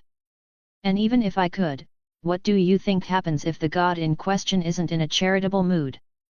His tone shifted darker now, grim and edged. They don't see us as people, Alice. They see us as toys. Ants to burn with a magnifying glass. If we're lucky, they ignore us. If we're not, they kill us for the inconvenience of disturbing their nap. You'd be shocked how often that happens. He muttered the last part under his breath, almost to himself, then turned away. The heaviness of his tone lingered, and for a moment Alice didn't move. Finally, she broke the silence. Then, option 3. Kai's mouth curved into a small, knowing smile. Option 3. Our best option. And unlike the others, it's already available. Alice's brow furrowed. Available? What do you mean? In a blur, Kai appeared directly in front of her. Alice got startled as his face shifted and the veins darkened beneath his eyes, the irises glowing a bloodshot red, his fangs peeking through a sly smile. Why so shocked? He asked, voice dripping sarcasm. You didn't notice something strange about me the first time we met. But contrary to what he expected, Alice didn't scream or recoil. Her expression softened. Her voice was calm, even gentle, when she whispered, "You're a vampire." She lifted a hand, brushing her fingers against his lips. Her eyes were half-lidded, searching his face with almost tender curiosity. "Your speed," she murmured. "When you dodged my spell. It wasn't any kind of magic, I know. And your magic, it's different. It doesn't feel human. It feels other." Inside, Kai thought dryly, wait, the nature of my magic gave me away? That's what did it. He blinked, his features shifting back to normal, and stood there dumbstruck. Great, he muttered out loud. Which means the professors and half the senior students probably already pieced it together back in my world. Wonderful. I'm the last one in on my own secret. His expression was so comically frustrated that Alice burst into soft laughter. The sound was light, musical, and sweet to his ears. They probably just want you to be the one to admit it, she teased gently. Kai tilted his head. So, you're not afraid? Alice scoffed. Afraid? Please. I grew up in parties hosted by my parents and half the guests weren't even human. Supernatural creatures were practically part of the furniture. Right, Kai said dryly. Your parents? She nodded with a small smile, unbothered. Well, Kai continued, that's option 3. Alice's expression sobered again. That's all well and good, Kai. But I don't think you alone could generate the amount of magic needed to power this. You might be a vampire, but even your magic has limits. Kai smirked, his eyes glinting. You're wrong. Before she could ask how, he let it loose. A surge of raw pressure burst from him, sending papers flying off the tables, the library doors slamming open as the air grew thick and heavy. The wind howled through the room, shadows bending, the light itself dimming. Alice staggered back, her eyes widening in shock as Kai's vampiric features snapped back into place. His voice rumbled low, steady, deadly. I'm not just a vampire. He let the weight of it sink in. I'm the original. Vampire and witch, bound as one. The original heretic. And then, as quickly as it had come, the storm of energy stilled. Silence fell over the library, the air still buzzing with the echo of what she had just witnessed. Wow, okay, yeah, that should do. Alice said as she adjusted her glasses. Read in advance of 20 chapters on my Patreon. Patreon.com/FredoZY. And check out my new novel Fragmented Dominion as well. Show some love. Left and right arrow. Chapter 65, Chapter 65, Lure. Hours later. Kai stood with a lazy grin, hands in his pockets, watching Alice pace like a trapped rabbit. Her face was pale, her eyes darting, her breath shallow. "You know," Kai drawled, tilting his head, "you look like a kid caught sneaking cookies before dinner." His tone dripped with sarcasm. Alice shot him a glare, her voice trembling. "This is a terrible plan, Kai. A very, very terrible plan." Kai smirked. "Terrible plans are the best plans." "That's not logical," Alice snapped, folding her arms and forcing herself to stop pacing. "Terrible plans fall apart immediately. They get people killed. They're fragile, unpredictable, and they crumble under the slightest pressure. A terrible plan isn't a good plan at all." While she spoke, Kai simply stared at her with an exaggerated blank expression, his brows raised as though she were speaking another language. When she finally paused for breath, he shrugged. "It's called a metaphor, Alice. You don't have to dissect it." She flushed slightly, looking sheepish. "Oh, right. I might have overthought that." Her voice dropped to a whisper. "Why isn't he here yet?" And that was the root of it, her panic. She wasn't just standing outside to enjoy the beautiful afternoon breeze. No, she was bait. They'd placed her in what used to be Breakbull's lush garden, now nothing but a scattered clearing and ruined hedges. Worse was she was beyond the wards thanks to Kai, of course. The very line she'd sworn never to cross, the very condition the beast had laid down that if she ever stepped outside the wards, he would come for her and he would kill her. Kai's smile thinned. "I'm counting on it." Alice's pacing grew frantic, muttering worst-case scenarios under her breath. "Calm down," Kai said finally, his tone uncharacteristically soft. "I'm here with you." She stopped only to shake her head. "A lot could go wrong, Kai. Too many variables with this plan and could collapse instantly." He rolled his eyes. "All the preparations are in place. Honestly, I don't see how this plan can go wrong at all." The words had barely left his mouth before there was a wet, sickening squelch. Alice's scream split the air as Kai's eyes widened and blood pooled in his mouth. He looked down and saw 6 dark-skinned fingers had punched through his chest, slick with blood, missing his heart by mere inches. When did he? Before the thought could finish, the hand ripped free, nearly tearing his heart with it. He collapsed to his knees, blood spilling down his shirt. Standing behind him was Fog, dressed immaculately in a white suit. Kai's lips curled despite the pain. "Didn't know they made those in white." Fog tilted his head, examining him like a specimen. "Impressive. You're still alive." With a flick of his finger, Kai's neck snapped. His body went limp as the light faded from his eyes. Fog stepped past the corpse, his eyes glowing faintly blue. His smile widened as he turned to Alice, who trembled violently.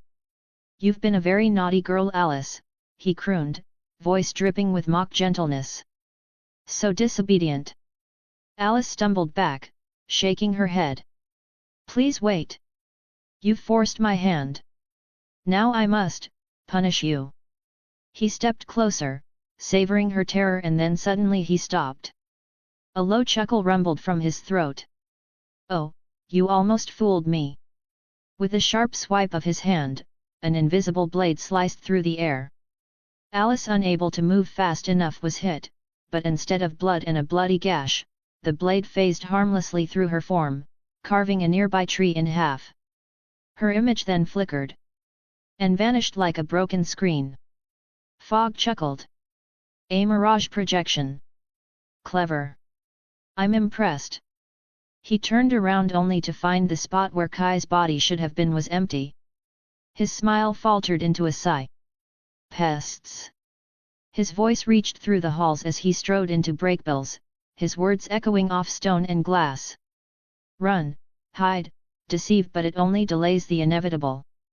With barely an effort he teleported and appeared before a stunned Alice. She barely turned to flee before his blade slashed across her back, dropping her to the floor. Nice try. He ground his heel on her back only for her body to shimmer and vanish again. Fogg scowled. This illusion nonsense grows tiresome. Alice. And you guessed of breakbills. Alice, why don't you be a dear and tell your visitor to step forward and introduce himself properly? Sure, came a sarcastic voice behind him. Fogg whirled just as a spinning disc cut through the air with lethal speed. His telekinesis froze at mid-flight only for a second disc to bury itself deep into his shoulder. He snarled, wrenching it free. Kai blurred out of sight again. Pointless, Fogg sneered, stalking forward. And rude. Come out like a gentleman. The floor trembled. Behind him, Kai shimmered into view, holding a beam poised at his head. Fogg reacted instantly. His spell obliterated the entire section of the hall where Kai had showed up in a thunderous blast. But his victory lasted only a heartbeat. His leg snapped sideways with a sickening crunch. Kai now stood at his right, smirking. Renovation's a nightmare, you know? Wonder if the insurance covers this. Fogg's second leg shattered. Then his arms. He screamed in rage as Kai leaned closer. Oh right, of course, insurance isn't really an option, seeing as you killed the people funding this place and all. His voice was pure venom wrapped in sarcasm. And then Fogg vanished. Kai's smirk dropped, every muscle tensing. He scanned the shadows and then blurred out of sight in search for his more defenseless partner. The classroom was silent, shadows stretching long across broken desks. Kai slipped inside, scanning the emptiness with sharp eyes and urgency. Moving to the front left corner, he reached out and pressed against the air. The shimmer broke, and Alice flickered into sight revealed from his cloaking spell. What happened? She whispered urgently, her fear bleeding through her voice. I thought you said you'd lure him here. Kai turned, stepping instinctively in front of her, his arm shielding. I did. Read an advance of 20 chapters on my Patreon. patreon.com/FredoZY. And check out my new novel Fragmented Dominion as well. Show some love. Left and right arrow. Chapter 66, Chapter 66, Unassuming Traps. A low chuckle rolled across the room. Dean Fogg emerged from the far doorway, his immaculate white suit untouched by dust and the wound on his back now healed up. How did you know? Kai smirked. Tricking the trickster. Fogg paced slowly across the ruined classroom. Is that so, boy? You think you can trick me? His voice weaving like smoke. He reached the center then froze mid-stride. Kai looked up. Alice took a second before she exhaled in relief. It worked, it actually worked. Kai. Above them, faint runes shimmered into view on the ceiling showing the intricate bindings of the Clavicula Vinculis Arcana spell. Alice let out a nervous laugh of triumph, but Kai didn't waste time. Moving forward to the frozen ex-professor. He circled the immobilized Fogg, his eyes sharp as he looked for anything out of the ordinary. This felt too easy. Then, without hesitation, he plunged his hand into the man's chest. Alice gasped at the brutal act, horror written across her face. Kai's expression was grim. Not taking any chances while he's bound. Magic bled into him and it felt dense, but the flow was sluggish, wrong. His brow furrowed. That's odd. Before he could finish, a sudden force slammed into him, sending him flying. He crashed across benches, the jagged wood impaling him near the kidney. Kai groaned, blood dripping down his side. What the hell hit me? His gaze snapped up. Alice. She was choking, lifted effortlessly by the throat. Fogg held her, smirking. Kai's eyes darted to the frozen Fogg still caught in the spell work, then back. What did you do? I outsmarted you, Fogg sneered. He snapped his fingers. The ceiling cracked and collapsed inward, shattering the arcana bindings. The frozen fog melted into mud, dripping across the tiles. A fucking golem! How disappointing, Fog taunted, tightening his grip on Alice. You didn't even power your spell with divine energy. What, no stomach to summon a god? Did you truly believe that would hold me? Rage surged through Kai. He ripped splinters from his side and fired a blast of shards with wood and metal whirling toward Fog. Fog only chuckled as he looked back at Kai. My dear boy. He exhaled gently. Half the shrapnel turned to dust, the other half reversed course, embedding viciously into Kai's body. Kai hissed in pain, blood seeping through his shirt. Forcing himself to his feet, he looked back. Fog and Alice were gone. TCH. He yanked a shard from his arm. Well, that didn't work. Then, with a grim tone now then. He blurred out of the classroom. Dash. Outside, Fog dragged Alice across the grass by the throat. Her nails clawed uselessly at his grip. Foolish girl, he said coldly before he started laughing. To think you could outsmart me. Trap me. Your plan was doomed from the start. She struggled, kicking, but his laughter drowned her cries. Then suddenly they hit something with a thud. Fog stumbled, his stride halting. His hand loosened, Alice dropped to the ground and gasped for air. Fog ignored her and looked in front of him at what shimmered like an invisible wall of a sort. What? He struck it, only to be thrown back by its resistance. He tried to teleport but he was still standing in the same spot without the change in position. His eyes narrowed. What did you do? Alice coughed violently, gasping. I didn't. Fog seized her again, voice like a knife. You're done playing. I'll dismember you and spread your innards across the school just for the sport of, great eye. Before he could finish, a steel rod speared clean through his neck. Blood sprayed as he gagged. Behind him, Kai appeared, cloak of invisibility peeling away. His eyes burned cold. Disgusting, Kai said, voice sharp as a blade. Talking to a lady like that. He shoved the rod deeper. Where did you think you were going? Fog tried to scream as Kai pushed further in. With a twist of will, he unleashed the aneurysm spell and blood vessels in Fog's head rupturing in rapid pops. The beast dropped Alice, stumbling from the shock and pain. Kai blurred forward, catching her before she struck the dirt. He crouched low. Alice, hey, look at me, are you all right? She was too terrified to answer, eyes wide and hollow, but she gave a nod. Kai's gaze hardened as he turned back. Fog stood, yanking the rod from his throat, blood soaking his once pristine suit. He chuckled, even as crimson dripped down his chest. Kai smirked coldly. Expected that. That wouldn't kill you. Fog tried to step forward but smacked into another invisible barrier. His eyes widened. He struck harder. The wall held. Alice stared, trembling. What is that? Kai kept his gaze on Fog. A boundary spell. A what? When did you cast it? Yesterday, Kai said smoothly. When you were narrating the school's downfall. Fog traced a hand along the shimmering surface, intrigued. Well played. Such peculiar magic. Where did you learn this? Kai looked at him like he was an idiot. Now why the fuck would I tell you that? Fog smirked. A trapped man likes to know how he's trapped. So your shade's gone and common sense gone with it too, I see, Kai shot back. That made Fog laugh. Alice found her voice. Your feet, you were dragging your feet. Kai glanced at her. Dragging my feet? His grin turned sly. Was I?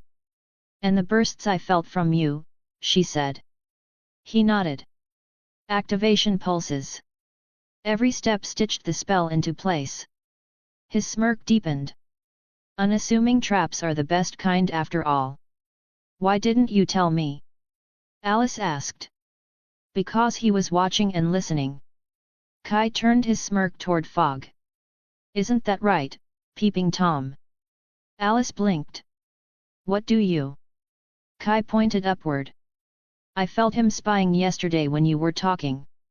In the library too. That's how he knew to plant the decoy. The arcana spell was doomed before it began because he already knew we would use it. Her eyes widened. How did he? Kai pointed directly at her. You. Fog's frown deepened. Kai leaned close to Alice, eyes serious now. Do you trust me? Alice's gaze flickered between Fog and Kai, then she nodded, fear trembling in her chest. Good, Kai whispered. Relax. Don't fight me. He placed his palm gently against her head. His hand glowed red, symbols burning faintly into the air. Revelar corruptionum. Alice screamed as her skin shimmered translucent on the left side of her skull, veins spider webbing red, pulsing like an infestation.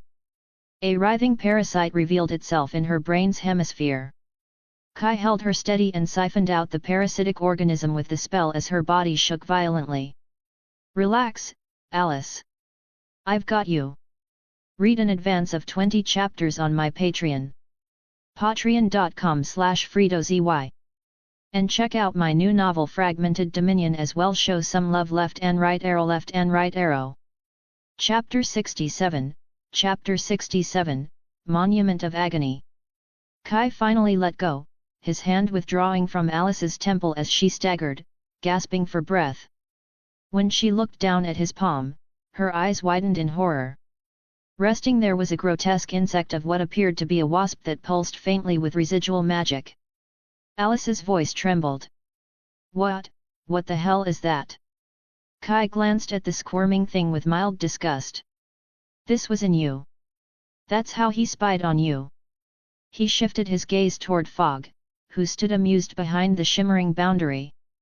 Probably how you always knew what she was doing. Isn't that right, Foggy? The beast tilted his head and smiled with mock approval. My, you are a smart one, aren't you? Kai rolled his eyes and said dryly, took you long enough to notice. Then, with a pull of wool, he siphoned the corrupted magic from the wasp, crushing its form into ash that drifted through his fingers. But what I don't get, he continued, eyes narrowing, is why you kept her alive. It can't simply be for fun. Fog's grin sharpened. Because she's one of my favorite toys, he said softly, and my toys are best kept from being broken. Alice shivered at the implication. Kai, however, just smirked grimly. Ah! Now I see. His tone darkened as he stepped forward, flames beginning to lick the air. Well then, let's make sure you experience pain for that comment. The invisible bindings Kai had woven into the boundary flared, and immediately both of Fog's legs snapped with sickening cracks. He groaned, only for a wave of splitting agony to seize his head once more, blood streaming from his ears, nose, and eyes, staining the once pristine white suit. Kai's vampiric features bled through, his eyes burning, and the veins underneath his eyes blackened as a ring of fire rose, encircling him and Fog. Feel the pain you once caused. And then the cuts began. Thousands of invisible lashes ripped across Fog's body, tearing into flesh and fabric alike, blood splattering the floor. He gritted his teeth, but when Kai cast again, and this time he could not hold back. Bruchier Supterum, Faciendo Ignis Ga Premium. Kai casted a combustion spell. One of Fog's legs exploded violently, engulfed in fire. His scream echoed through the boundary, sounding raw and animalistic. He lifted an arm to cast, but Kai caught it, snapped it in one brutal motion, and ripped it clean from the socket. Blood poured freely as Fog shrieked. Oh, now you want to scream? Kai asked softly, throwing the limb aside. Then let me give you something worth screaming about. He raised both hands, chanting a nature-empowered pain infliction spell which was otherwise known as Incantation of the Storm in the TVD verse, an extremely powerful spell that normally channels nature and the power of 100 witches, capable of killing an original vampire, the same spell Bonnie intended to kill Klaus with. Usually when enacted, the spell summons a storm and inferno in addition to inflicting pain onto the target. Due to the spell's requirement of a massive amount of power, a witch could risk killing themselves in the process if they aren't too careful. But in this case Kai wasn't just a witch, he was an original with untold amount of power plus the little amount of wellspring magic he absorbed from the golem earlier fueled his spell. Fos matos infero essere gratos, disagestos vom, mas proje ta su te. Victamus veris.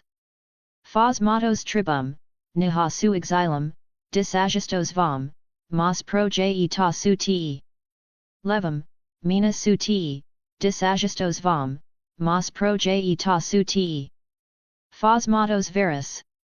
Fes matos tribum, mas pro tes unum. Victus ex mellum, fos matos venum. Mas proje ta su te. The air itself answered as a storm roaring within the ring of fire. Wind howled, fire raged, and the weight of Kai's magic pressed down on the beast. His body convulsed violently, unable to scream anymore as pain consumed him entirely. Kai, stop! Alice begged, eyes wide with terror. You'll kill yourself. Not yet, Alice, and don't worry, this much cannot kill me, Kai growled, voice low and dangerous. Besides, we need him to be more than dead, don't we? That means breaking his body first. When at last the incantation ebbed, what remained of Fog was a ruined, bloodied mess. He was twitching, shattered, drenched in his own screams. Kai grabbed him by the neck and lifted him easily. Oh, how the mighty have fallen, he whispered, his voice venom. This is what's left of you after killing your students, after throwing away your shade for power. A husk. But then, as Alice's eyes widened, the beast's body began to knit together. Kai, he's healing. Kai snarled. Tenacious bastard. Without hesitation, he plunged his hand into Fog's chest and began siphoning the raw, surging magic. It poured into him in torrents and it felt as euphoric as it was intoxicating. His head tilted back as power filled every vein. Kai! Alice's desperate voice cut through the haze. He snapped back, laughing sheepishly. My bad. Damn, that's addicting. He forced himself to stop, leaving the beast barely conscious, shaking, and broken. Time to finish this. Kai focused, his will cutting sharp as a blade as he casted another one of Bonnie's speciality. A spell she used on Silas, the petrification spell, corpus tuum in lapidem vertator, sanguis coagulatur, ossa durantur, animalagitur aeternum. Immediately, Fog's veins darkened, blood clotting into stone. His muscles hardened one after the other, joints locking stiff, skin paling into granite. The transformation spread rapidly, until the last flicker of life was extinguished and only a statue remained. A grotesque monument of agony. Kai ripped his hand free of the stony chest and exhaled. He turned to Alice, voice softer. It's over. Before he could finish, a roaring destructive spell crashed into the statue, shattering it into dust. The blast wave coated Kai in a fine layer of grey fragments. He looked down at himself, deadpan. Oh great! Your ex-professor is all over me. Alice didn't laugh. She collapsed to her knees, trembling as the adrenaline broke. Her sobs echoed through the ruined courtyard. Kai rushed forward, catching her before she fell fully, holding her against him. There, she whispered weakly into his chest, her voice trembling. It's over now. He's gone for good. And for the first time since this began, Kai said nothing. He just sat with her, amidst the ashes of their enemy, as the flames of his boundary spell finally died down. Read in advance of 20 chapters on my Patreon. patreon.com/FredoZY. And check out my new novel Fragmented Dominion as well. Show some love. Left and right arrow. Chapter 68, Wherever he is. Back in the original universe, it had been over a month since Kai had vanished unexpectedly after touching that damn button. They had tried everything from rituals, scrying, traveling spells to locate her charms, but none of it worked. Every lead ended in frustration, every page of Penny's traveler books turned into another dead end. Worse still, they had no idea where Kai actually was. A location would have made things a lot easier. Without one, it was like trying to find a single grain of sand in an endless desert. The reality was brutal. They couldn't exactly search for a person in wherever without a direction, now can they, and outside of Earth lay countless realms, planes, and dimensions. Too many places he could be. And because of that reason, the burden weighed heavily on Penny. He had pushed himself past his limits trying travelers' rituals, dream walking, astral projection. But the problem was that Kai's mind wasn't like anyone else's. Even when he had been standing right in front of Penny, his psyche was impossible to crack. Now that he was gone, it was even worse. His mind, Penny often referred to as a living labyrinth brimming with walls and barriers, dense with magic that rejected intrusion like a body rejecting poison. Penny sat cross-legged in the common room, sweat dripping down his temple as he strained once again. His eyes flicked open in irritation when he felt the presence of Quentin and Alice hovering nearby, whispering, while Elliot and Margot lounged noisily on the couch. "Do you two have any idea how distracting that is?" Penny snapped, rubbing his temples. "His mind is, impossible as it is, and you both aren't making it easy to concentrate. It's like trying to punch through a mountain. A very smug, very magically armed mountain." Quentin stopped pacing and looked uneasy. We're worried, okay? You're the only one who's got a shot at reaching him, and yet even you can't get to him." Penny glared. "And I told you, that's because I can't force my way in.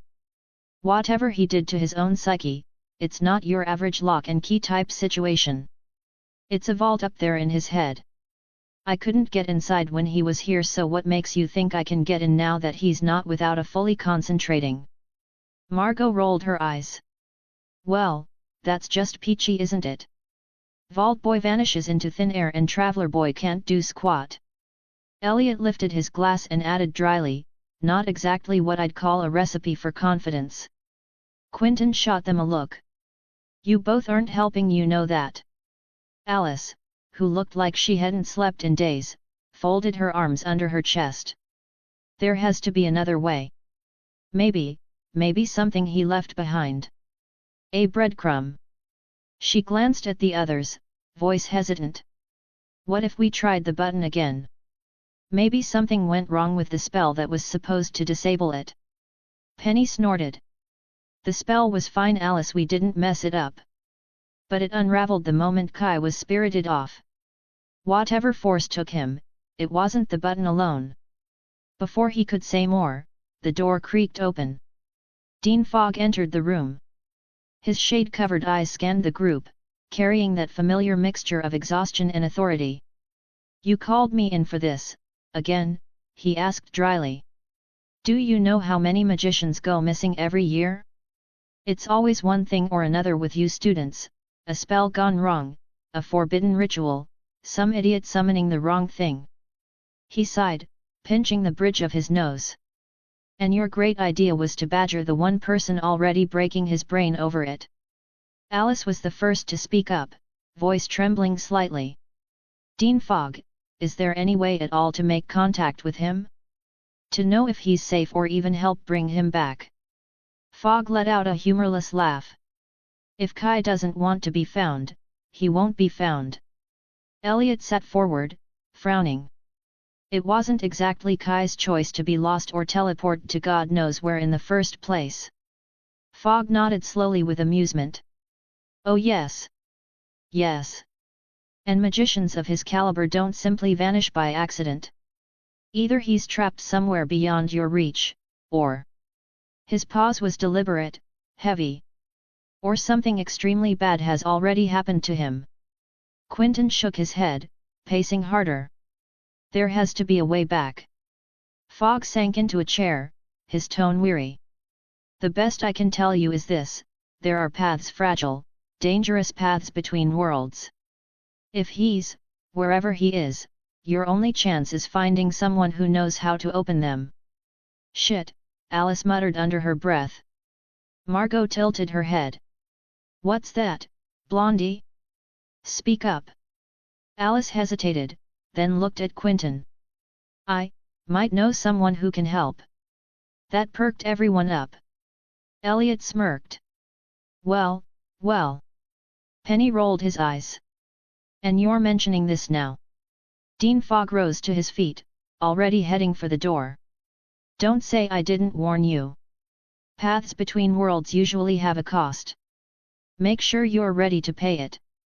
And please don't for any reason allow any nefarious entity hitch a ride back to our world while conducting your search. Those things are a pain in the ass to deal with. Later, Quentin and Alice found themselves walking into a mansion that felt wrong. Inside, it resembled a Roman-themed orgy. Men in white robes mingled with women in flowing dresses, laughter and moans from ladies with their legs up in the air and a man eating away at their soft spots. A man in the far end was kissing a lady while another was on her knees stroking his manhood. The air was heavy with perfume and enchantment. Quentin's jaw dropped. Jesus! It's like the TARDIS in here. What sort of magic is this?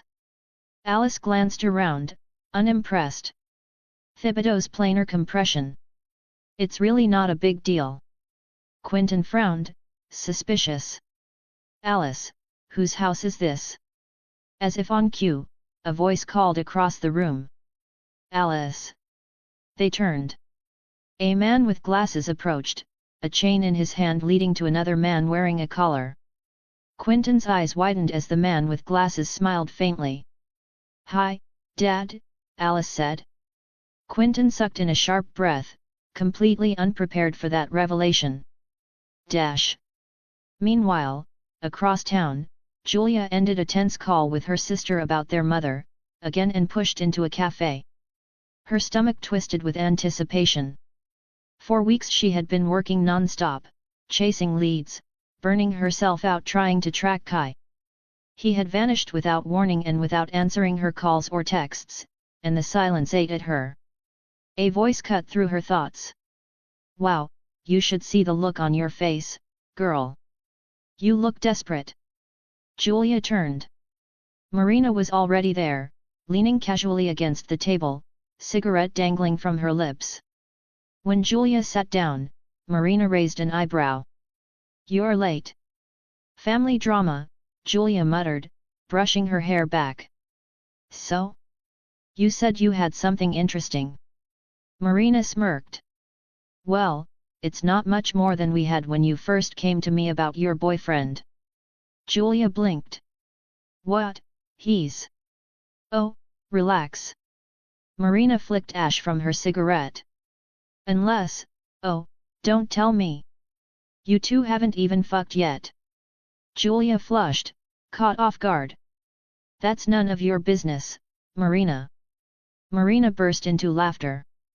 God, you should see your face. Priceless. She leaned closer, lowering her voice. For the record, if you don't want him, I definitely do. Julia's jaw tightened, her glare sharp. The tension between them sparked. Marina chuckled, raising her hands. All right, calm down girl. No need to hex me on the spot. Let's get serious. Julia folded her arms. Then talk. Marina's smirk softened into calculation. A thought occurred to me yesterday whilst procuring an item. More like stealing, Julia said flatly. More like permanently borrowing, Marina corrected with a grin. Anyway, it would seem we've been looking in the wrong places. He's not here, and I don't mean here as in this city or continent, no. He's not in this dimension. That's why every spell, every scrying attempt we've tried comes up empty. But I know a ritual. Something that can open a path or act as a beacon of sort and him a path to follow back from wherever he may be. Dangerous, of course. But what isn't? Julia leaned forward. Tell me about the ritual. Marina tapped her nail on the table. It's called the veil tethering rite. You'll need one of his belongings, something infused with his essence. The ritual takes 2 casters, you and me. It creates a tether between dimensions. But once it's open, the magic burns like fire. Hold it too long, and it'll consume you. Julia's pulse quickened. And what's the process? Marina leaned back. That's the complicated and delicate part. You'll just have to trust me to carry it out with you.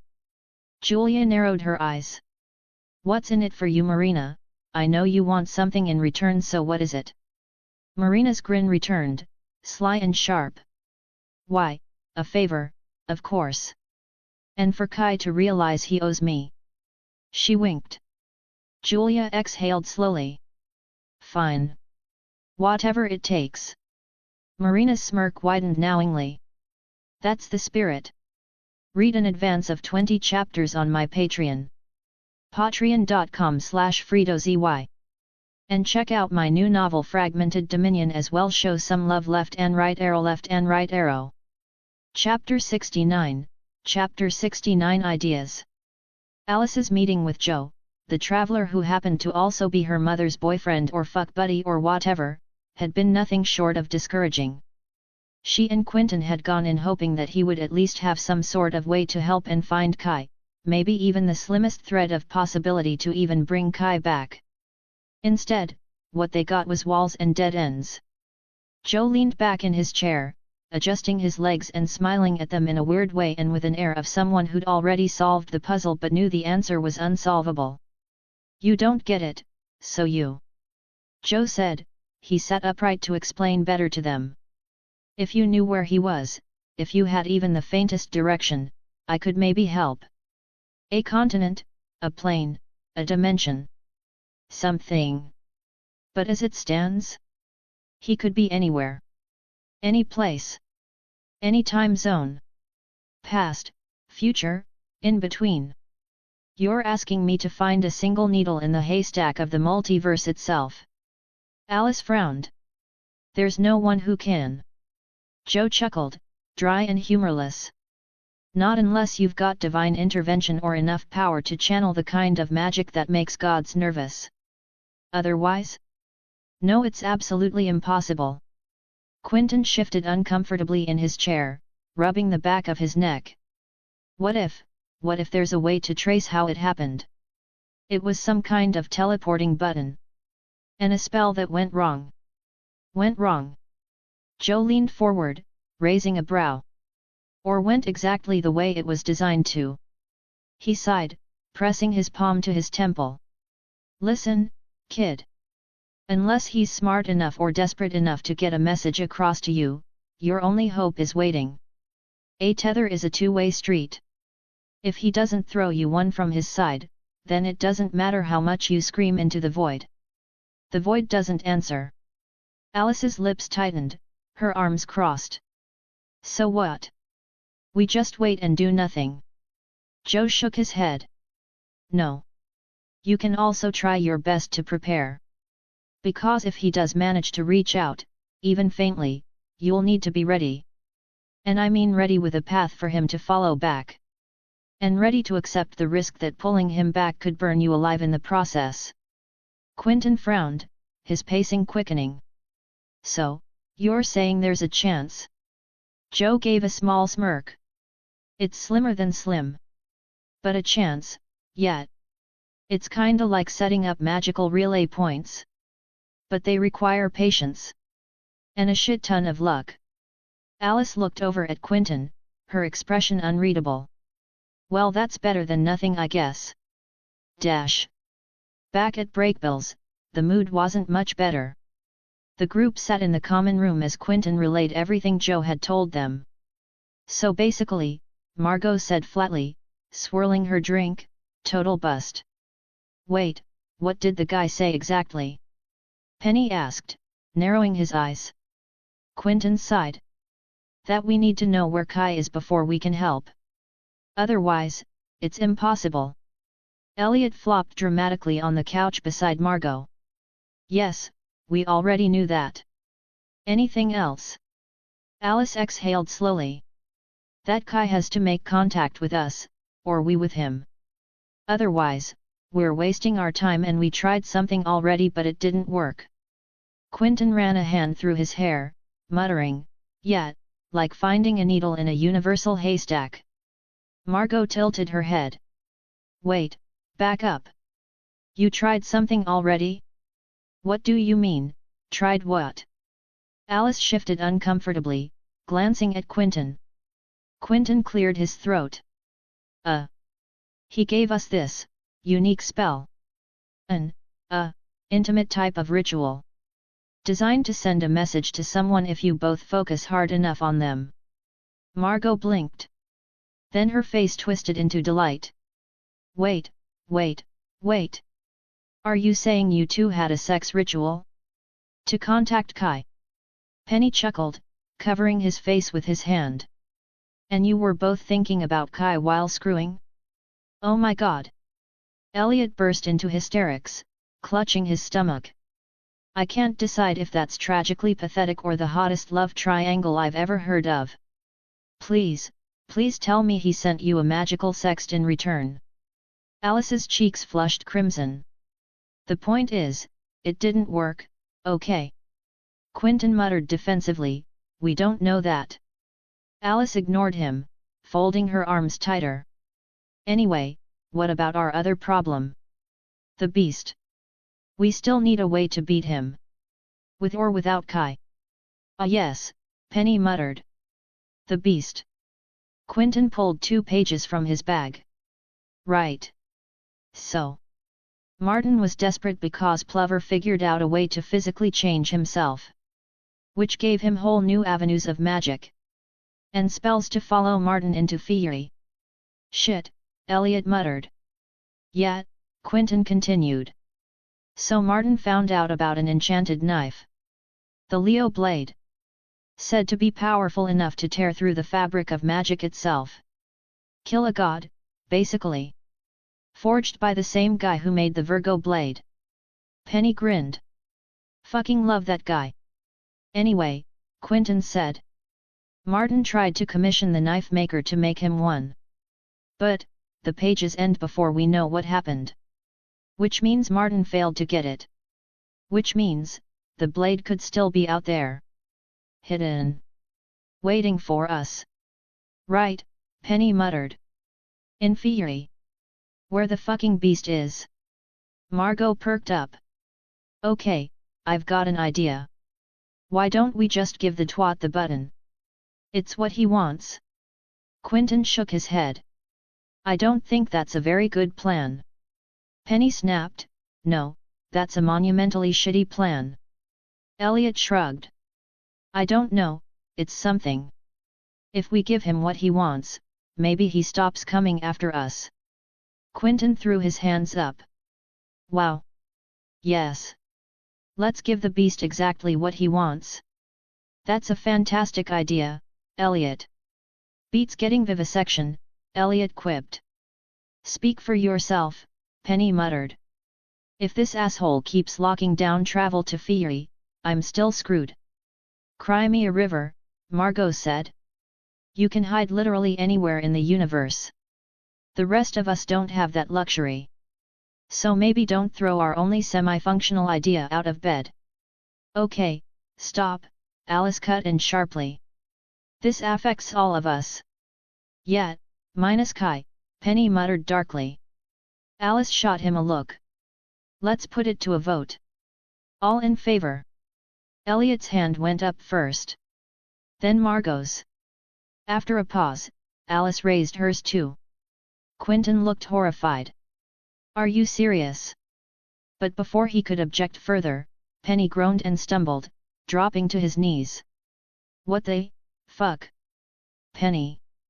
Quentin rushed to him, only for his own legs to give out beneath him. Elliot and Margot collapsed next. Alice's gasp cut short as she slumped against the couch. Quentin's vision blurred, the world spinning violently around him. His last thought before the darkness swallowed him was bitter and sharp. "Fuck me." Read an advance of 20 chapters on my Patreon. patreon.com/FredoZY. And check out my new novel Fragmented Dominion as well. Show some love. Left and right arrow. Chapter 70, Chapter 70, The Chamber. Julia sat on the edge of the table, arms crossed, watching Marina sift through ingredients for the ritual. Her impatience was practically vibrating in the air. So, Julia finally said, her voice was sharp, what are the actual probabilities of this spell working? Marina looked up with that sly grin Julia hated so much, the one that carried more arrogance than reassurance. This. Marina gestured at the scattered tools. It's a gamble, babe. Nothing more, nothing less of 50/50ths. There's no real guarantee. The smile that followed made Julia's jaw clench. You think that's funny? Before Julia could unload, Marina lifted a finger and added, there's also no reason to believe it won't work exactly how we want it to. So calm your panties, lover girl. We'll get your boyfriend back, eventually. Julia sighed, running a hand through her hair. You're infuriating, you know that. MMHM. Marina smirked. And irresistible. Before Julia could retort, the door opened. Pete stepped in, froze mid-step, then blinked twice. His eyes darted from Marina to Julia, and his face twisted in disbelief. What the fuck is she doing here? Marina rolled her eyes. Oh God, here we go. Pete jabbed a finger toward Julia, voice rising. Do you know what she and that psychotic maniac of her boy toy did to me? Julia's frown was immediate. Don't call him that. Pete turned on her, ready to spit more venom, but Marina cut him off sharply. Enough. The air went still for a moment. Marina rose smoothly from her chair and closed the distance between them, her gaze turned cold and sharp. She's here because I want her here. You don't like it? Too bad. She leaned in, her voice a whisper edged with steel. Now go get me a bowl, Pete. Pete blinked, his face a mixture of anger and disbelief. You're serious? Yes, boss. His voice dripped sarcasm but lacked bite. He shot Julia one last annoyed glare before stomping out of the room. Julia exhaled. Well. That went well. Men, Marina muttered, tossing her hair back. All ego. Julia arched a brow. You've got an ego too. Marina gasped in mock innocence. Who, me? Oh, darling, I'm just a girl. And girls gotta stick together. Julia rolled her eyes but couldn't help the small smile tugging at her lips. Before she could respond, her phone buzzed. She glanced at the screen, hesitated, then pressed decline. Another family drama? Marina asked, a little too smug. Julia ignored the jab. How does the spell even work? Just then, Pete reappeared, carrying a bowl filled with dark, powdery ash. He set it down a little too hard. What's that for? Julia asked. Pete's tone was curt. It's a binder. Used in spell work. Julia stepped closer, crouching to touch the ash lightly. Hey, no touching, Pete snapped. Julia's patience broke. She stood sharply, glaring. Okay, I've had it with you. But before she could finish, her body went rigid. Then, as though pulled by invisible strings, she collapsed to the floor with a heavy thud. Pete jumped back. Oh okay. What the fuck just happened? Marina dropped to Julia's side, checking her pulse. I don't know. But she's still breathing. Pete pinched the bridge of his nose, groaning. Great. Just great. Dash. Alternate universe. It had been 2 days since Kai killed Beast Fog. Kai sat cross-legged with a bowl filled with blood in front of him. Across the room, leaning against the door frame, stood alternate Alice. You sure that's gonna work? She asked. Because I've never heard of a spell like this. The best I know is Teslaflexion I told you about. It can create a foggy little window into another reality, but nothing solid. Kai didn't look up, just kept mixing. Yeah, well, my spell's better. In Teslaflexion you can't touch or interact. Mine? You can. Alice pushed off the frame, holding out a bundle. Brought what you asked for. Kai opened it and raised a brow. A tie. A hairpin. A torn book page. A cigarette lighter. A bra. Seriously, he muttered. Alice smiled mischievously. What? I couldn't find anything else that screams her. He sighed, reluctantly taking them. And you? She plucked a strand of her own hair and dropped it into his hand. Happy now? Thank you, Kai said simply, placing it into the bowl. So what is this? Alice pressed. Representation magic, Kai said. Like Teslaflexion. Only more. I'm hoping it works. He took a deep breath, then began chanting. Locus sua mortem duis law chamber, locus sua mortem duis law chamber. Dash. Quentin's eyes snapped open. He was lying on a classroom floor, which was odd seeing as he was in the common room previously. The light overhead was far too bright. Groaning as he sat up, Margot blinked around. What the fuck? Elliot rubbed his temples. Where are we? A voice cut in, sharp with confusion. That's what I'd like to know. They all turned. Julia stood at the back, wide-eyed. Quentin's breath hitched. Julia. Elliot gawked. What the hell is the hedge bitch doing here? Is this your doing? Did you hijack our minds again like you did Quentin? Julia's hands shot up. What? No. No, this isn't me. I swear. She turned desperately to Quentin. I was trying to get through to Kai. I haven't spoken to him in weeks. Alice frowned. Same here. So if it's not you, Margot said, then who? I did. The familiar voice came from the corner. They turned, and there he was. Kai, leaning casually in the back, arms crossed, a smirk tugging at his lips. Well, he said, dripping sarcasm, don't you all look cute with your confusion faces? Penny shot to his feet. What the fuck, dude? We've been tearing the world apart looking for you. Quentin looked at him and said, yeah, we tried sending a message to you, did you? Did you get it? Kai looked confused and then said, no, I didn't receive anything. The others added their own exclamations, voices overlapping. Kai raised his hands in mock surrender. It's a long story. Before he could say more, Julia lunged forward, throwing her arms around him. I thought something happened to you, you idiot. Everyone stared at them. Alice's brow rose. Where have you been?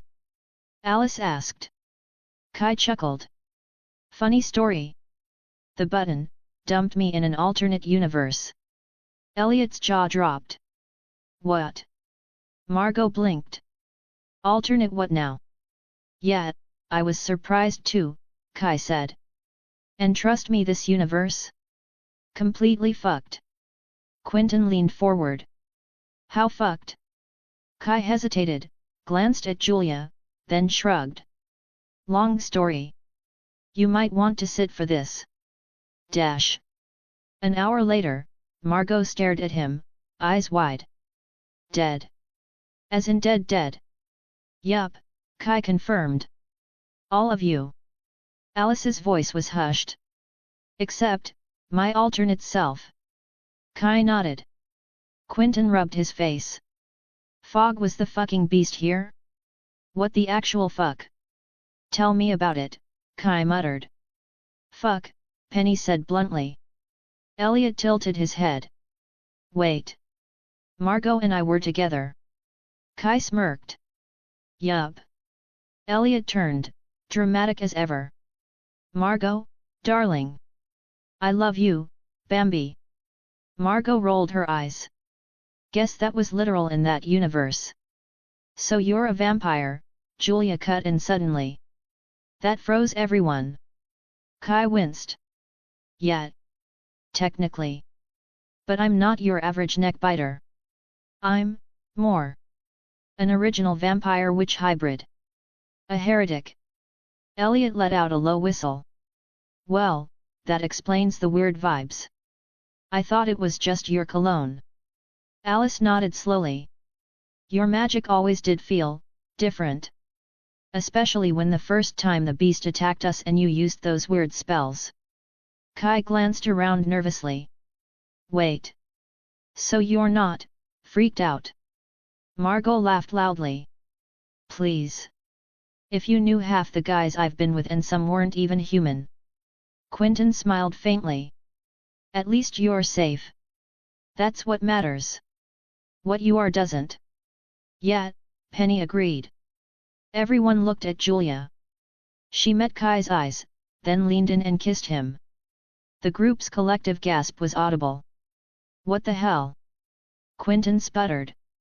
Kai chuckled. Another long story. Yet, Julia said, smirking. Alice cleared her throat. You still haven't told us where we are. Kai gestured grandly. Welcome to the Chamber de Chasse. They all looked at him blankly waiting for him to elaborate. It's an elaborate spell, Kai explained, pacing. Creates a localized astral plane. Usually a prison. You can drag targets here for, well, mental target practice. It's based on representation magic that is held together by totems. If the totems are destroyed or inaccurate, it unravels. Meaning? Elliot asked. Meaning I screwed it up. A lot 5 times, actually. Got different versions of you each time. One time Elliot was bald. Another, Penny had massive tattoos. Quentin was a girl once. Alice was, let's just say, not herself. And Margot. He paused, smirking. Margot could have passed off as a nun. Margot's jaw dropped. Then she grinned. Okay. I'm impressed. Read an advance of 20 chapters on my Patreon. patreon.com/FredoZY. And check out my new novel Fragmented Dominion as well. Show some love. Left and right arrow. Chapter 71, Chapter 71, The Gifts. Elliot leaned back against the chair, his expression looked thoughtful. So now what? We still need to find a way to get you back here ASAP. Quentin nodded, exhaling. Yet. At least now that we know you're stuck in an alternate universe, it makes things a little easier. Penny scoffed and said, yeah, but still, we don't have his coordinates, so we don't have anything. Shit, Quentin muttered. Kai broke the silence. What about the Netherlands? If I can get there and locate the portal to our Earth, it should work, right? Julia frowned. The Netherlands? What's that? It's Grand Central Station for the multiverse, Penny explained, his tone dry. A point where every world connects. Kai smirked, glancing Julia's way. Think of it as, the DMV of infinity. A place nobody wants to visit, but everyone eventually has to. Julia giggled despite herself, earning a sideways look from Alice. Do you think my alternate self could help you out with that? Alice asked. I asked, Kai said with a shrug. There's nothing she can do. It comes down to having a traveler take me. That's the only way. I'm sure we'll find a way. Alice sighed, shoulders slumping. Our problems just keep on multiplying, Margot cut in, throwing both hands into the air dramatically. Kai arched a brow. How so? Well, Margot said, looking around at the others, aside from your little traffic jam between worlds, we're still stuck with the beast problem. And the way I see it, we've got 2 options. She held up one hand. Either we find our way into Fiyuri and track down that god-killing knife. She raised her other hand. Or we surrender the button to the Mothra of a man. Elliot made a face. I'm gonna go ahead and vote yes on handing the bastard the button. Penny rolled his eyes so hard it hurt. How the fuck do you all keep forgetting that I'm still a traveler? Which means hello. Still a problem for the beast. Even if he spared the rest of you, which is laughable, he's not going to stop hunting down travelers. Fairy, Earth, wherever. Yeah, we'll have to deal with that little bit of problem too. Kai said. Alice narrowed her eyes. Wait, Kai. What exactly did you do to Beast Fog again? I know you said you and my other self trapped him, but, what did you actually do? Kai grinned, almost boyish, raising his fist and counting off with his fingers. Let's see. First, I laid an unassuming trap. Then, my neck got snapped. Which pro tip hurts like hell? Wait, your neck was snapped? Julia asked, eyes widening. Yeah, Kai said casually. But I got better. Refund policy and all. One of the perks of my existence. He leaned back, smirking. Honestly, the aftertaste was worse than the death. They all just stared at him, faces paling. Kai glanced between them. What? That's irrelevant. Oh sure, Elliot deadpanned. Having your neck snapped is totally irrelevant. Exactly, Kai said smoothly. Anyway, we tricked him. Then found out he had this charming little hobby of peeping on girls. Margot grimaced. Please don't tell me. Oh yeah, Kai cut in, pointing at Alice. He was peeping at her alternate self. But don't worry, it was just a bug he planted inside her head. Alice froze. What? Her face went pale as she sank into a chair, hand pressed to her temple.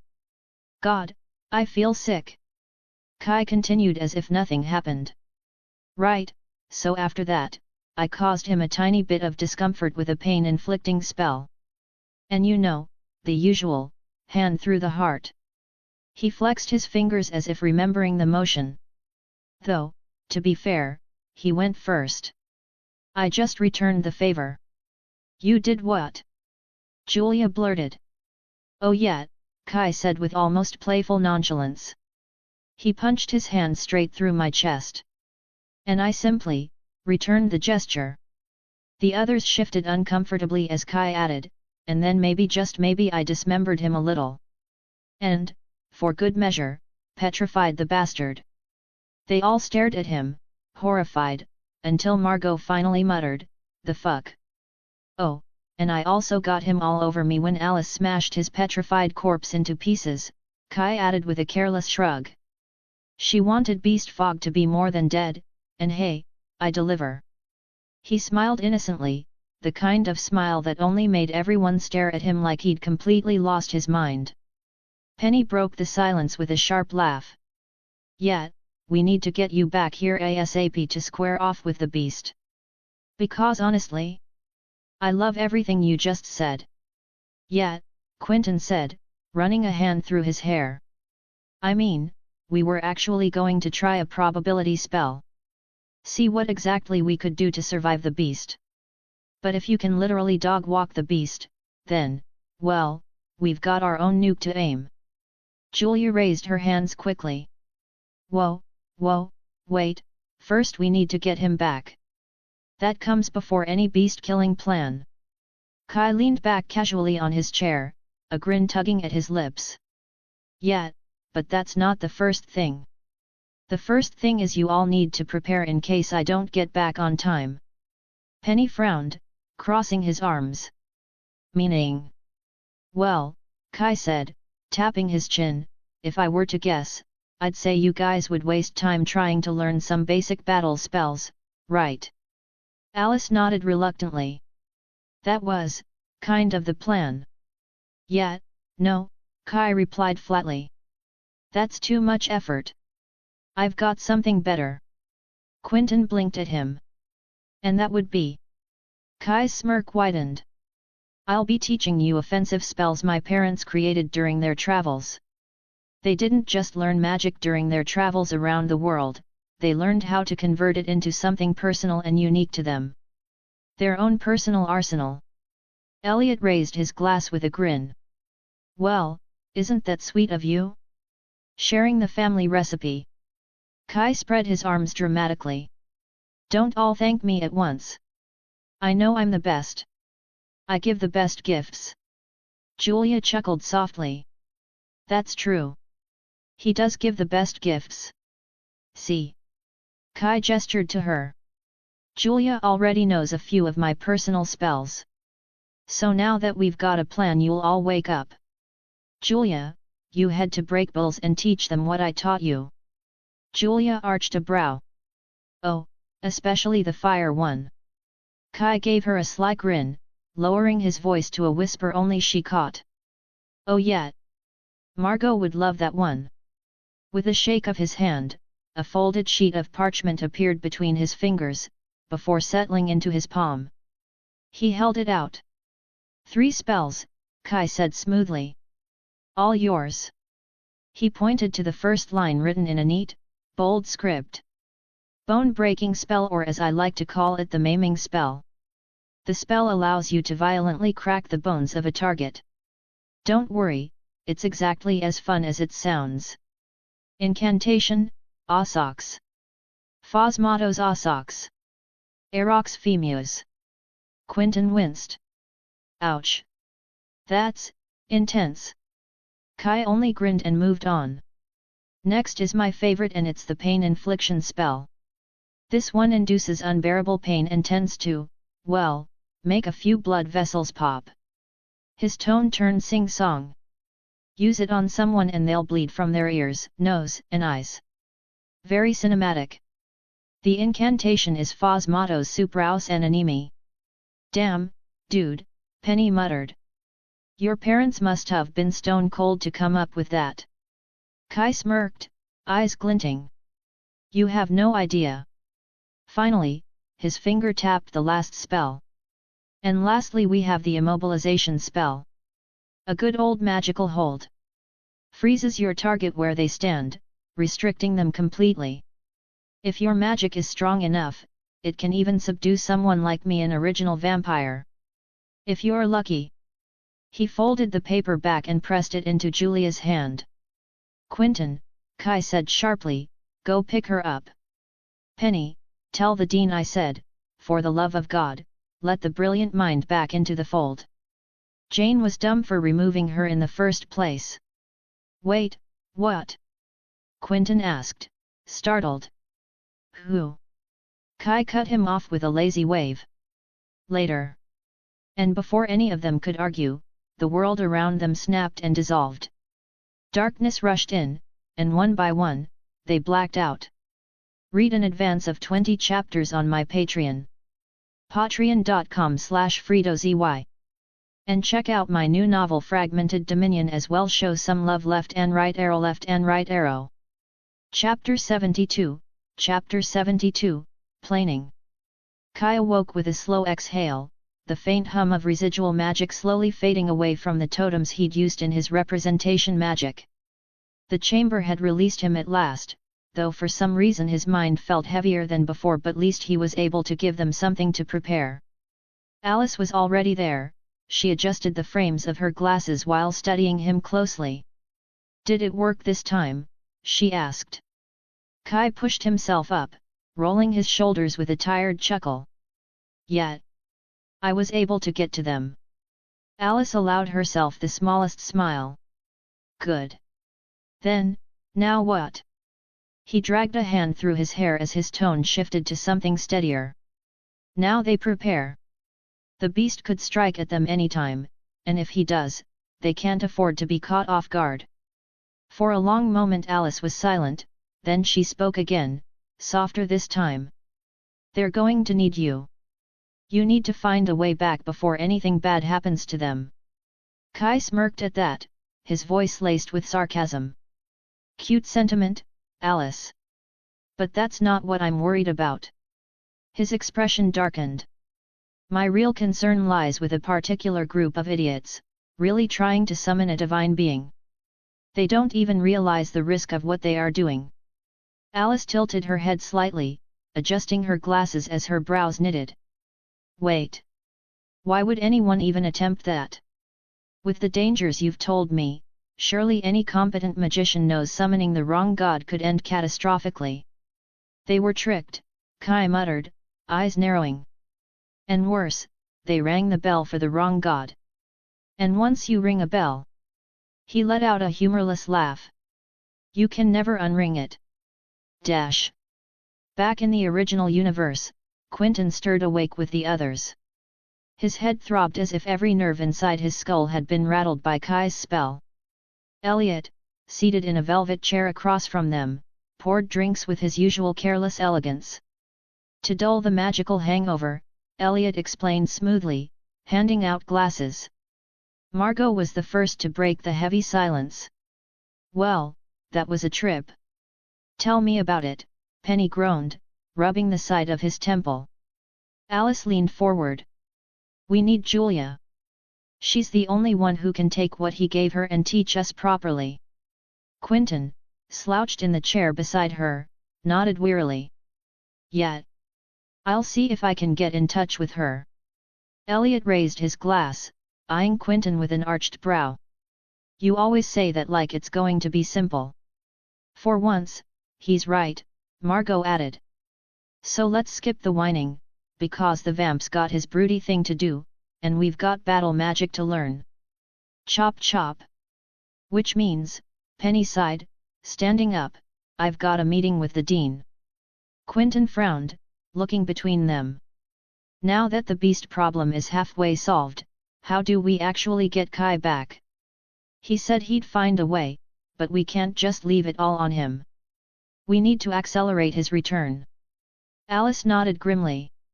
He's right. The beast could strike again at any moment, and we're nowhere near ready. Penny waved a hand dismissively. You know what? Screw all this doom and gloom. Let's focus on what we can do right now, like learning the damn spells he gave Julia. He jabbed a finger at Quentin. So get to work. And with that, he stalked out, heading toward the dean's office. Elliot swirled the liquid in his glass before glancing at Quentin. Quentin blinked. What? Margot smirked. We're coming with you, genius. Quentin groaned, sinking further into his chair as Elliot clinked his glass against his lips. Of course you are. Dash. Meanwhile, elsewhere, Julia sat with Marina and Pete, her expression unreadable. An alternate universe. Marina repeated slowly. Julia nodded. That's where Kai is now. Marina leaned back, processing. And I'm dead in that universe. You were killed by the beast, Julia admitted quietly. Pete frowned. Wait, this beast or whatever was the dean, who was dean at Breakbulls there? As in Dean Fogg? Yup, Julia said simply. Well, that sucks. Marina gave a half smile. At least that didn't happen here. She drummed her fingers against the table before fixing Julia with a curious look. So where exactly did you say you were dragged? He called it the chambre de chasse spell. It creates a kind of astral plane where he can use representative magic to pull people inside. With the use of totems to represent each individual. Marina tilted her head. I've never even heard of magic like that. Pete whistled. Sounds ridiculously hard to craft. You'd need the right representative object for each person or the spell collapses. He must know you all very well for it to have worked. Marina chuckled lightly, turning her gaze back to Julia with something that felt almost sweet. Your boyfriend really is an unending bag of tricks, isn't he?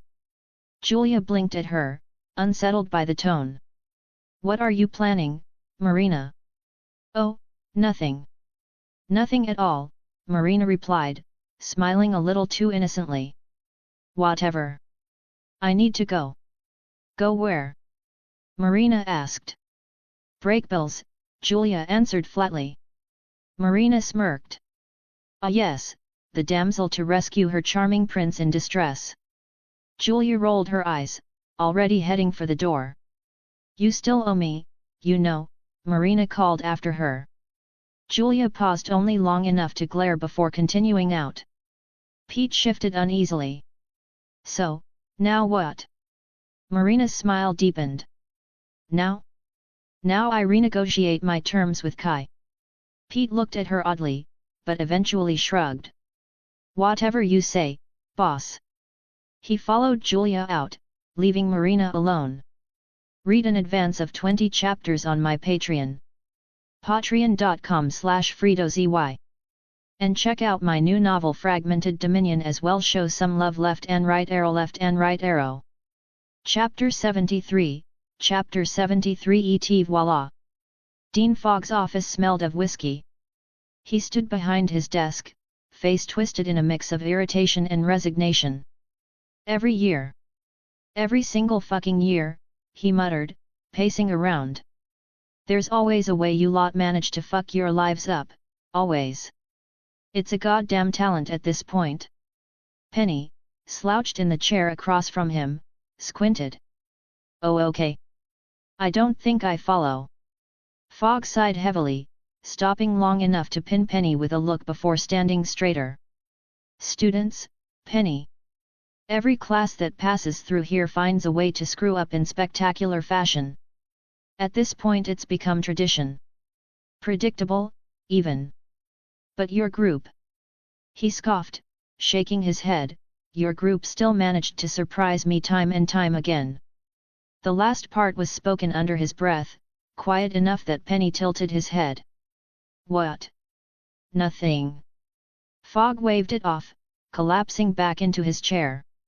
For the 40th fucking time, I've said my piece. Yet, we don't have time for this, Penny shot back. Kai said. I don't give a damn what his displaced ass said, Fogg snapped, his words coming tight through gritted teeth. You've told me. And I've heard you, Penny. As he leaned back again, Penny started to rise, only to freeze at Fogg's next words. Why are you even here, Penny? It's not like anything I say will matter. You lot never listen. You'll do whatever insane, suicidal thing you've already decided to do. So go ahead. Be my guest. Penny gave a half smile at the confirmation. Thanks. He turned for the door, paused halfway, then came back a step. Hey, for the record? I'm glad we have you. Fogg blinked at him, confused. Excuse me. In that other universe. Penny hesitated, then exhaled. You were the fucking beast. You. That version of you screwed us all over. The silence that followed was heavy. Fogg leaned back slowly, studying him with unreadable eyes behind his shades. Well, that wasn't what I expected. Yet. Penny crossed his arms. But it's true. Which is why I'm glad we have this version of you. Not the psychopathic beast one. He then turned and left. Just before the door clicked shut behind him, Fogg's voice followed quietly. I'm glad too. Dash. Later, Quentin, Alice, Elliot, and Margot stood outside Julia's apartment. The door opened to reveal her standing there with her arms crossed, impatience written all over her face. Took you guys long enough, Julia said flatly. Elliot arched a brow and muttered something under his breath. Well, fuck you two sexy pants, that made Quentin glance sideways at him and shake his head. When Quentin tried to step forward, he smacked face first into something invisible. Thud. The fuck? Julia blinked sheepishly, then smirked. Oh right, sorry, that's the doorway boundary spell. Margot looked at the door intrigued with a smile blooming on her face. Cute. But we need to get back and start learning all those sweet little tricks Kai taught you. Alice reached forward, pressing her hand against the barrier. She frowned and pulled a shard of pink glass from her pocket, and peered through. She saw nothing. There are no wards. Elliot plucked the shard from her and angled it himself. She's right. Not a trace. That's the beauty of it, Julia said smugly. This barrier doesn't rely on wards. It's powered by something else entirely. The shimmer dissolved as she dropped the spell. There. It's down. Quentin looked at her curiously. How long has Kai been teaching you? 5 months now. His brows rose. Wait, that's a while ago, Julia corrected. Ever since the birthday party. Oh. Quentin scratched the back of his neck. Right. Margot rolled her eyes. God, can we save the sentimental crap? We've got shit to do. Julia ignored her and hugged Quentin anyway. Okay, Margot said, shoving her hands into her pockets. Chop chop, people. Move it. Alice giggled quietly as Julia grabbed her coat and a folded piece of paper. She unfolded it, revealing the 3 spells Kai had given her, the pain infliction, the bone breaking, and the immobilization spell. She lifted her chin. Well. Let's go. Dash. Across the divide, in the alternate universe, Kai stood outside the huge shadow of the Plover estate. The once grand manor stretched before him, windows like hollow eyes staring out at the world. Well, would you look at that, Kai muttered. Still standing. Guess no one thought to burn the shitty place down in this reality. Tragic waste of opportunity. He circled the grounds, lips twisted in a smirk, until Alice's voice broke through. What exactly are we doing here, Kai? Well, you see, back in my universe, he explained, eyes still roaming the estate, Christopher Plover had let's call it an obsession with reaching Fairy. That obsession drove him to study spells most magicians wouldn't touch. Traveler-based magic, mostly. Dangerous stuff. But powerful. Alice studied the building warily. I know that story. Then you also know, Kai continued, that if there's anywhere to find the tools I need to get home, it's here. That makes sense, Alice admitted, pulling a shard of broken glass from her pocket. She held it up and squinted, watching shimmering runes coil over the estate's walls. But there's a problem. The place is heavily warded.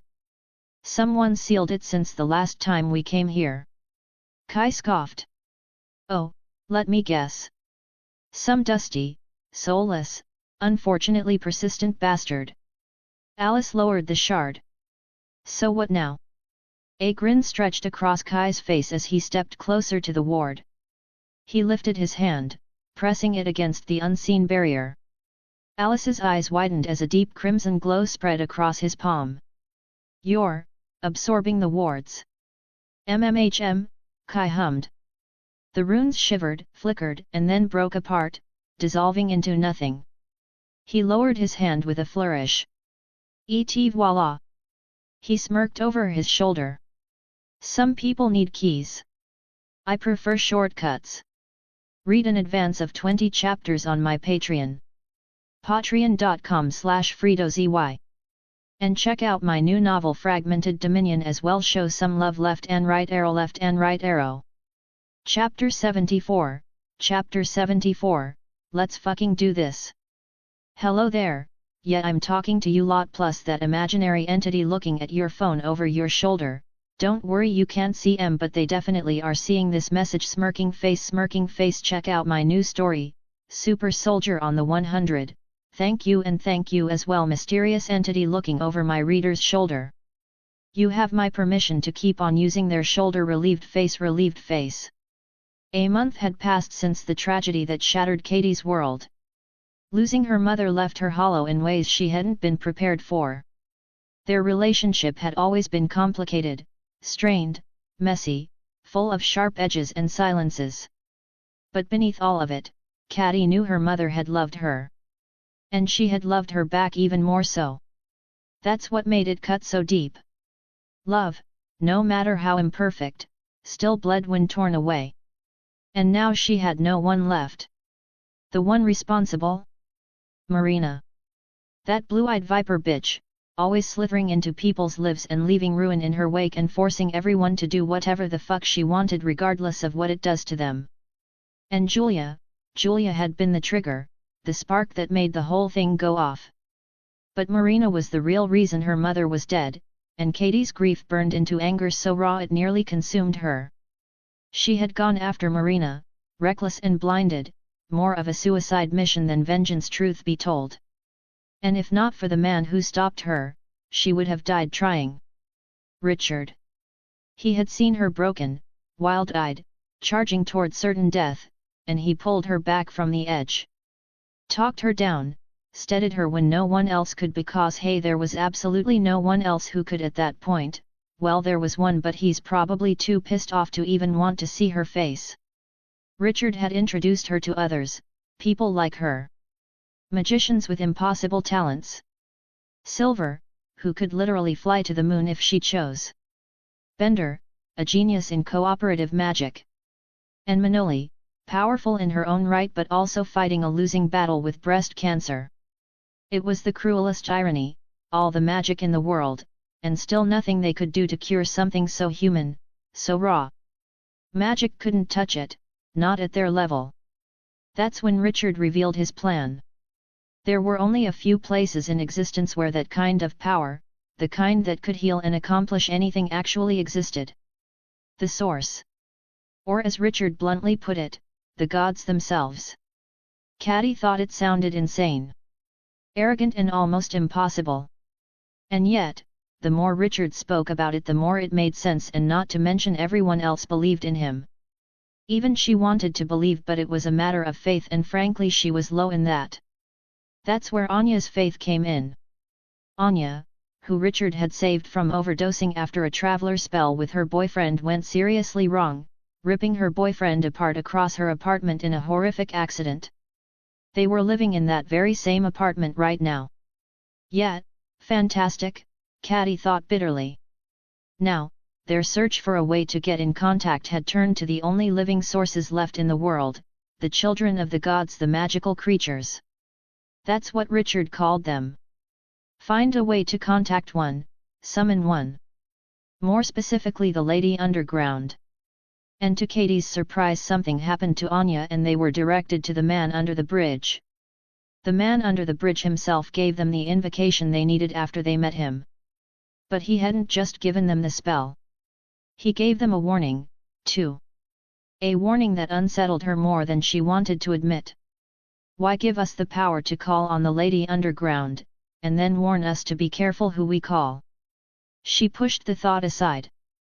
Whatever, she muttered. Anya, walking beside her, frowned. What? Nothing. Let's just go. We've got what we came for. Well then, Caddy thought grimly, let's go summon a god. Just as the thought crossed her mind, a soft whoosh cut through the air. Anya stiffened. What was that? Katie's brow furrowed. Must be the wind. But a few streets away, a man stood watching them, lips curling into a smile. Found you. Dash. Back at the physical kids' cottage, Julia sat in the backyard, frustration etched into her face. A half-empty bottle of beer dangled loosely in her hand until she set it aside and stood. Okay, stop. Stop. This isn't working. The others quieted down. Elliot stretched lazily and moved to his chair and said, maybe it's not the spell, maybe it's the way you're teaching it. Margot smirked and chimed in, I agree. So, Jules. Not everyone is cut out to be a hit teacher, so how exactly did Kai teach you, anyway? Quentin shot them both a look. Guys, she's trying. Cut her some slack. Penny groaned under his breath, while Alice leaned forward, her tone softer. Julia, maybe just, show us again. Julia sighed and nodded, brushing back her hair as she moved toward a stand with an empty bottle. All right. So Kai told me to stop just riding along with the magic around us. You can just grab a thread and yes, it'll work, but that's not how he does his spells. First, you need to take in the energy. Hold it. Make it yours. She turned, her hand hovering over the bottle. Then, you mold it. Shape it with your will. Only then do you release it back out into the world as an expression of your will. Quentin frowned. Wait, why do we have to hold it in? Isn't that dangerous? Julia's eyes flicked to him. Because otherwise, the magic owns you. This way you own it, in which case you'll always be dependent on it. Alice crossed her arms. But that takes too long. Practice makes perfect, Julia shot back, before her focus sharpened on the bottle. She pointed at the bottle. Motus. A sharp wave of force erupted, sending the bottle hurtling across the yard where it shattered against a tree. Julia turned back, calm but defiant. See? Penny snorted. Yeah, cool trick. That's a bottle. What about a real target? Before she could answer, he vanished in a flash, reappearing just a few feet from her. And Julia didn't hesitate. Her palm snapped up, and another Motu's spell exploded, throwing Penny backward into the grass. Fuck, he groaned, rolling onto his side. Alice rushed to him. Penny. What the hell, Julia? Margot snapped, eyes wide. But Julia stood firm, lowering her hand. Strong enough for you. Penny groaned again but managed to chuckle despite the ache. Yeah, okay. Elliot whistled low, rising to his feet. Alright then bitches. Let's fucking do this. Read an advance of 20 chapters on my Patreon. patreon.com/FredoZY. And check out my new novel Fragmented Dominion as well. Show some love. Left and right arrow. Chapter 75, Chapter 75, Revelation. The first thing Kai did when he stepped into the Plover estate was raise his hand and mutter a string of words that shimmered blue light across the walls. He immediately used the compound purification spell to cleanse the whole estate.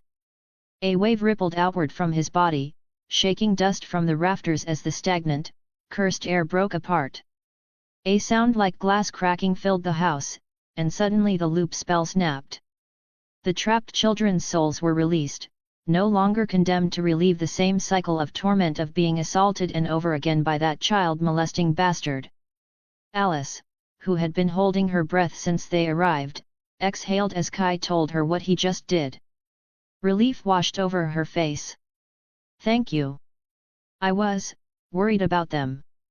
Kai gave her a small nod, then turned toward the study. An hour later. Now, seated in Christopher Plover's study room, Alice paced restlessly. She had a book clutched in her hands. She'd been at it for nearly an hour now, flipping through pages, muttering under her breath. Kai finally sighed. Anything? She shook her head. No. Not yet. Most of these spells require a traveler to cast them. And there are no travelers here. Christopher wouldn't have stopped there, Kai said, leaning back in his chair. He must have found an alternative. His eyes caught on a worn, thin book sitting oddly at the far end of the shelf. He pulled it free and studied the title, Anchor Magic, Binding and Translocation. The book was surprisingly light, only a handful of pages. Alice tilted her head. What's that? Hopefully something good, Kai murmured, already flipping it open. The pages explained, anchor magic functioned by tying a person's essence to a place, object, or being. When a strong enough portion of someone's essence remained in one location, it could act as a tether in pulling them from one point to another, recreating the effects of a traveler. It could bind a person across continents, even across planes. If the tether isn't strong enough, or if it misfired, the caster could end up lost in the Netherlands wandering until they stumbled upon the earth fountain. Kai frowned, fingers tightening on the page. So that's why he was molesting Martin, to leave enough of his essence in him. Kai thought in absolute disgust at the prospect before calming down to address another issue. So how do I tune the fountain to find my own reality, and not some other one? He sighed heavily. Alice drifted closer. What's wrong? He showed her the book. This is good news, right?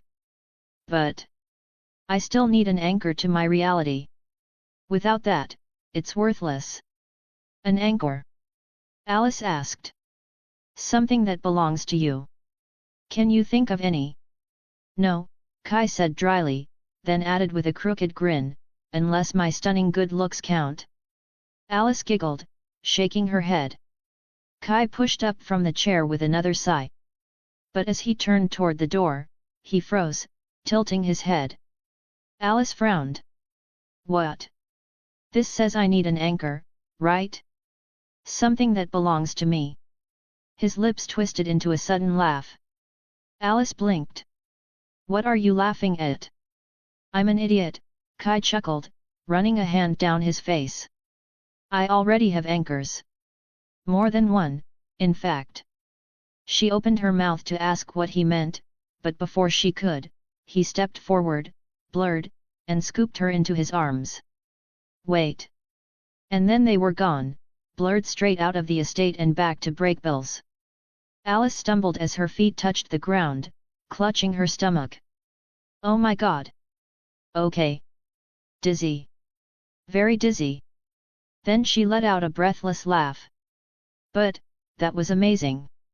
Kai smirked. Don't sound too excited. I don't want to ruin my reputation as the terrifying vampire magician. She rolled her eyes. You could have just told me what the rush was. Where's the fun in that? He shrugged. Besides, we have most of what we need to build the spell. And, as I said, I already have my anchor. What's the spell called? Alice asked, curiosity lighting her face. Kai flipped the book open again. The veil tethering rite. It pulls the caster from one sequence into another. The stronger the anchor, the smoother the crossing. He schemed another line, then added, but first we need some ingredients. Sage, for starters. Dash. In the original universe, the backyard of the physical kid's cottage was a mess of dirt and broken grass. Margot groaned, sprawled flat on the ground. Penny leaned over her with a grin. Well, I believe that's my win. At least now I know how painful that spell is, she muttered. It had been 2 days since they began training under Julia's instruction, adapting Kai's method of channeling magic. 2 days of bruises, exhaustion, and breakthroughs. They'd all mastered motus and immobilis, and had grown dangerously efficient with the pain infliction spell. The bone-breaking spell was still proving difficult, but Alice, annoyingly enough not that they'd admit it, had taken to it faster than anyone. No one said it aloud, but her aptitude grated on them. Later, in Dean Fogg's office, Julia sat stiffly in her chair, wringing her hands. Her eyes flicked nervously toward Quentin, who was seated beside her, also looking confused. The last time she'd seen him here, she'd been begging for his help to save him.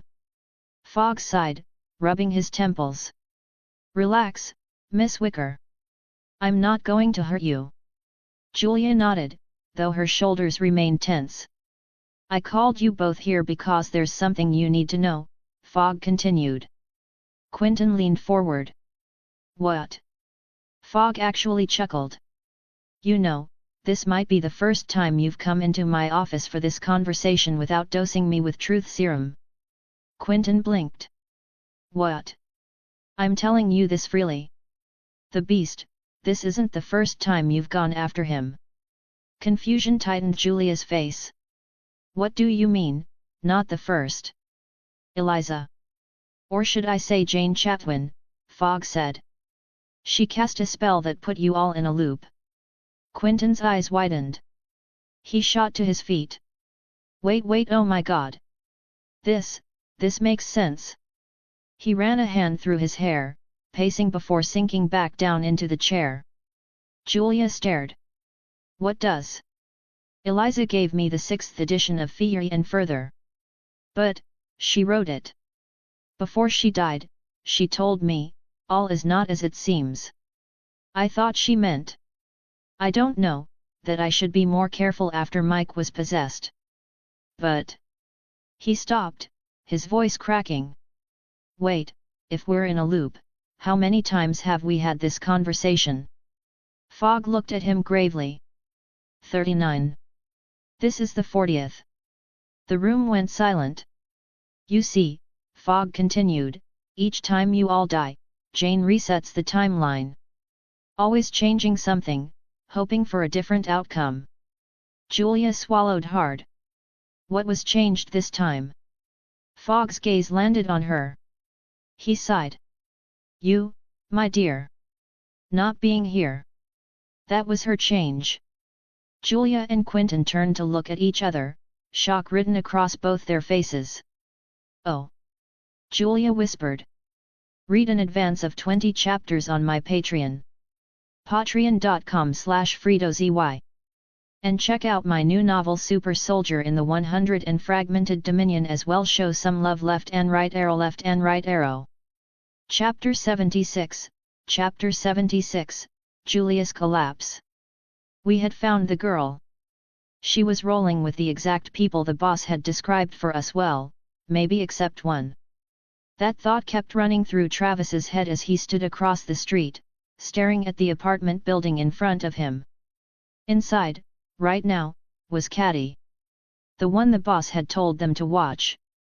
The one tangled up with a bunch of lunatics who, wait for it, were trying to summon a fucking god. As if that wasn't fucked up on every possible level. Now there are gods in the mix too. Travis exhaled slowly, his arms folded as he leaned against a rusted lamp post. They'd been watching Caddy for over a month now. Watching and waiting. All while the boss had vanished into God knows where. Julius, the ever-optimistic bastard, had actually been happy about it. Thought maybe the boss was dead, thought maybe they were finally free. He had even tried to walk away once. That didn't end well for him. The memory still burned in Travis's mind as Julius collapsed, writhing on the ground in sheer agony. His screams had ripped through the air and the sound was so raw it had made Travis's fangs ache. Julius had thrashed like an animal on fire, biting down so hard he shredded his own tongue. They'd all realized then that the boss must have compelled them in ways none of them had fully understood or fucking remembered. There was no freedom, no escape, and no funny ideas. Any attempt and you'd be rolling on the floor like Julius. Screaming yourself hoarse while begging for death. And the worst part? The compulsion made it clear they couldn't even want to leave anymore. Now, as Travis observed the apartment, his ears twitched. He then focused in, letting his vampiric hearing stretch across the street and into the walls. There was the sound of celebration spilling out, clinking glasses, drunken laughter, voices thick with anticipation. Now we have most of what we need to perform the miracle, Richard's voice rang out with triumph. Then Anya or whatever her name was chimed in, the ritual must be exact or the goddess will not answer. Manoli's voice followed, the main ingredient for the invocation is our faith. That is what will feed the spell, what will make the impossible possible. Without it, the deity cannot pass through. And then Caddy herself spoke with trembling voice. If this works, everything changes. No more waiting. No more begging scraps of power. We'll have divinity on our side. Travis grimaced. Fucking lunatics. Summoning something that powerful? How twisted in the head do you have to be to even want that? He muttered under his breath, and what if your god doesn't like your bloody little request, hey? What then? He sighed. Where the fuck are you, boss, when we actually need you? Almost on cue, his phone buzzed. Travis pulled it out, glanced at the screen, and groaned. Larry. Yeah. Where are you? Larry's voice was tight and rushed. I'm watching the girl, Travis replied, eyes still fixed on the apartment. What's the progress? Travis snorted. Progress? They're drowning in booze and anticipation right now. Larry's tone became sharpened. How close are they to the summoning? Travis rubbed the bridge of his nose. Very close. They got the invocation last night. Silence stretched across the line. Then Larry muttered, fuck. Yeah, Travis agreed with his lips curling into a bitter grin. Hey, wouldn't it be better to just, you know. He shrugged even though Larry couldn't see him. Kill them all. The line went silent. Travis chuckled dryly. Can't summon a god when you're dead, am I right? Larry finally sighed, long and heavy. You idiot. You realize there are a few problems with that, right? First, they're more experienced than you in wielding magic. If you tried, they'd make you wish you could die, and that's if they don't have a spell that actually kills you outright. Which they probably do. Second, touch the girl, and the boss would make death look like a vacation compared to what he'd do to you. And third, we can't kill them even if we wanted to. Not with the boss's compulsion hanging over us. Or did you forget that? Travis cursed under his breath. Shit. Yet. Now listen up, the real reason I called. You need to get back here. Now. Something in Larry's voice snapped Travis to attention. His voice sounded with a strange urgency. What's wrong? Julius collapsed. Travis rolled his eyes. What, did he try to go against the compulsion again? No, Larry said sharply. He just collapsed out of nowhere. There was a pause, then Larry added, this might actually be a magicka attack. Or something worse. Either way, get your ass back here. Now. The line went dead. Travis exhaled, long and weary, still staring at the glowing apartment windows. What the hell? He muttered, before blurring into motion, vamp speeding away from the street. The internal part of the warehouse had changed. It now looked more like a twisted version of a living space. There were beds lined up in one corner, a fridge buzzed quietly in the other with its shelves stocked with blood bags and some food. But the mood inside was anything but comfortable. Devon was pacing furiously, his boots thudding against the cracked floor as his eyes darted toward Julius. His body was sprawled motionless on the ground. Something had happened earlier that day. And none of them had a fucking clue what it was. Julius had been bitching earlier, same as always, about the boss running them ragged with errands, about how he'd disappeared on them, about how they were nothing more than slaves now. Then, mid-rant, he'd just gone down. Collapsed like a puppet with its strings cut. And now he wasn't moving, and it's been hours. For vampires, that was not normal. They could heal from almost anything save for fire or having their heart ripped out. They weren't supposed to stay broken.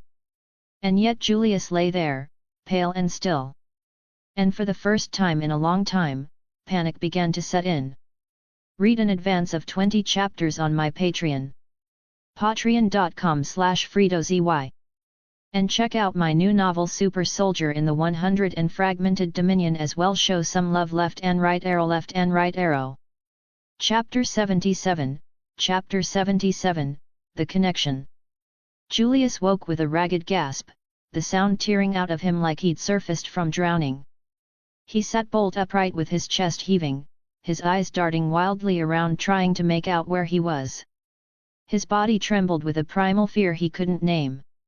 He had collapsed out of nowhere and had been trapped in his own mind till now.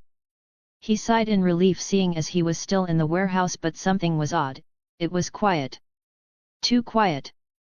No Devon pacing around, no Travis mouthing off, no Larry sharpening a blade just to pass the time, it was just empty. What the fuck happened to me, he muttered aloud, clutching his head. His memories were still a hazy.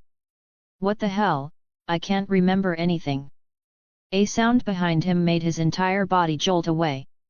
A faint scrape, like something shifting against concrete. He turned left and saw nothing, but when he turned right, he shouted in fright. Someone was standing there. Someone he hadn't seen in over a month. Well, hello there, mate, the man said with a lazy grin. Julius's eyes went wide. Boss. Kai chuckled darkly, stepping into his personal space. You should have seen your face. Julius ignored the jab, words tumbling out fast.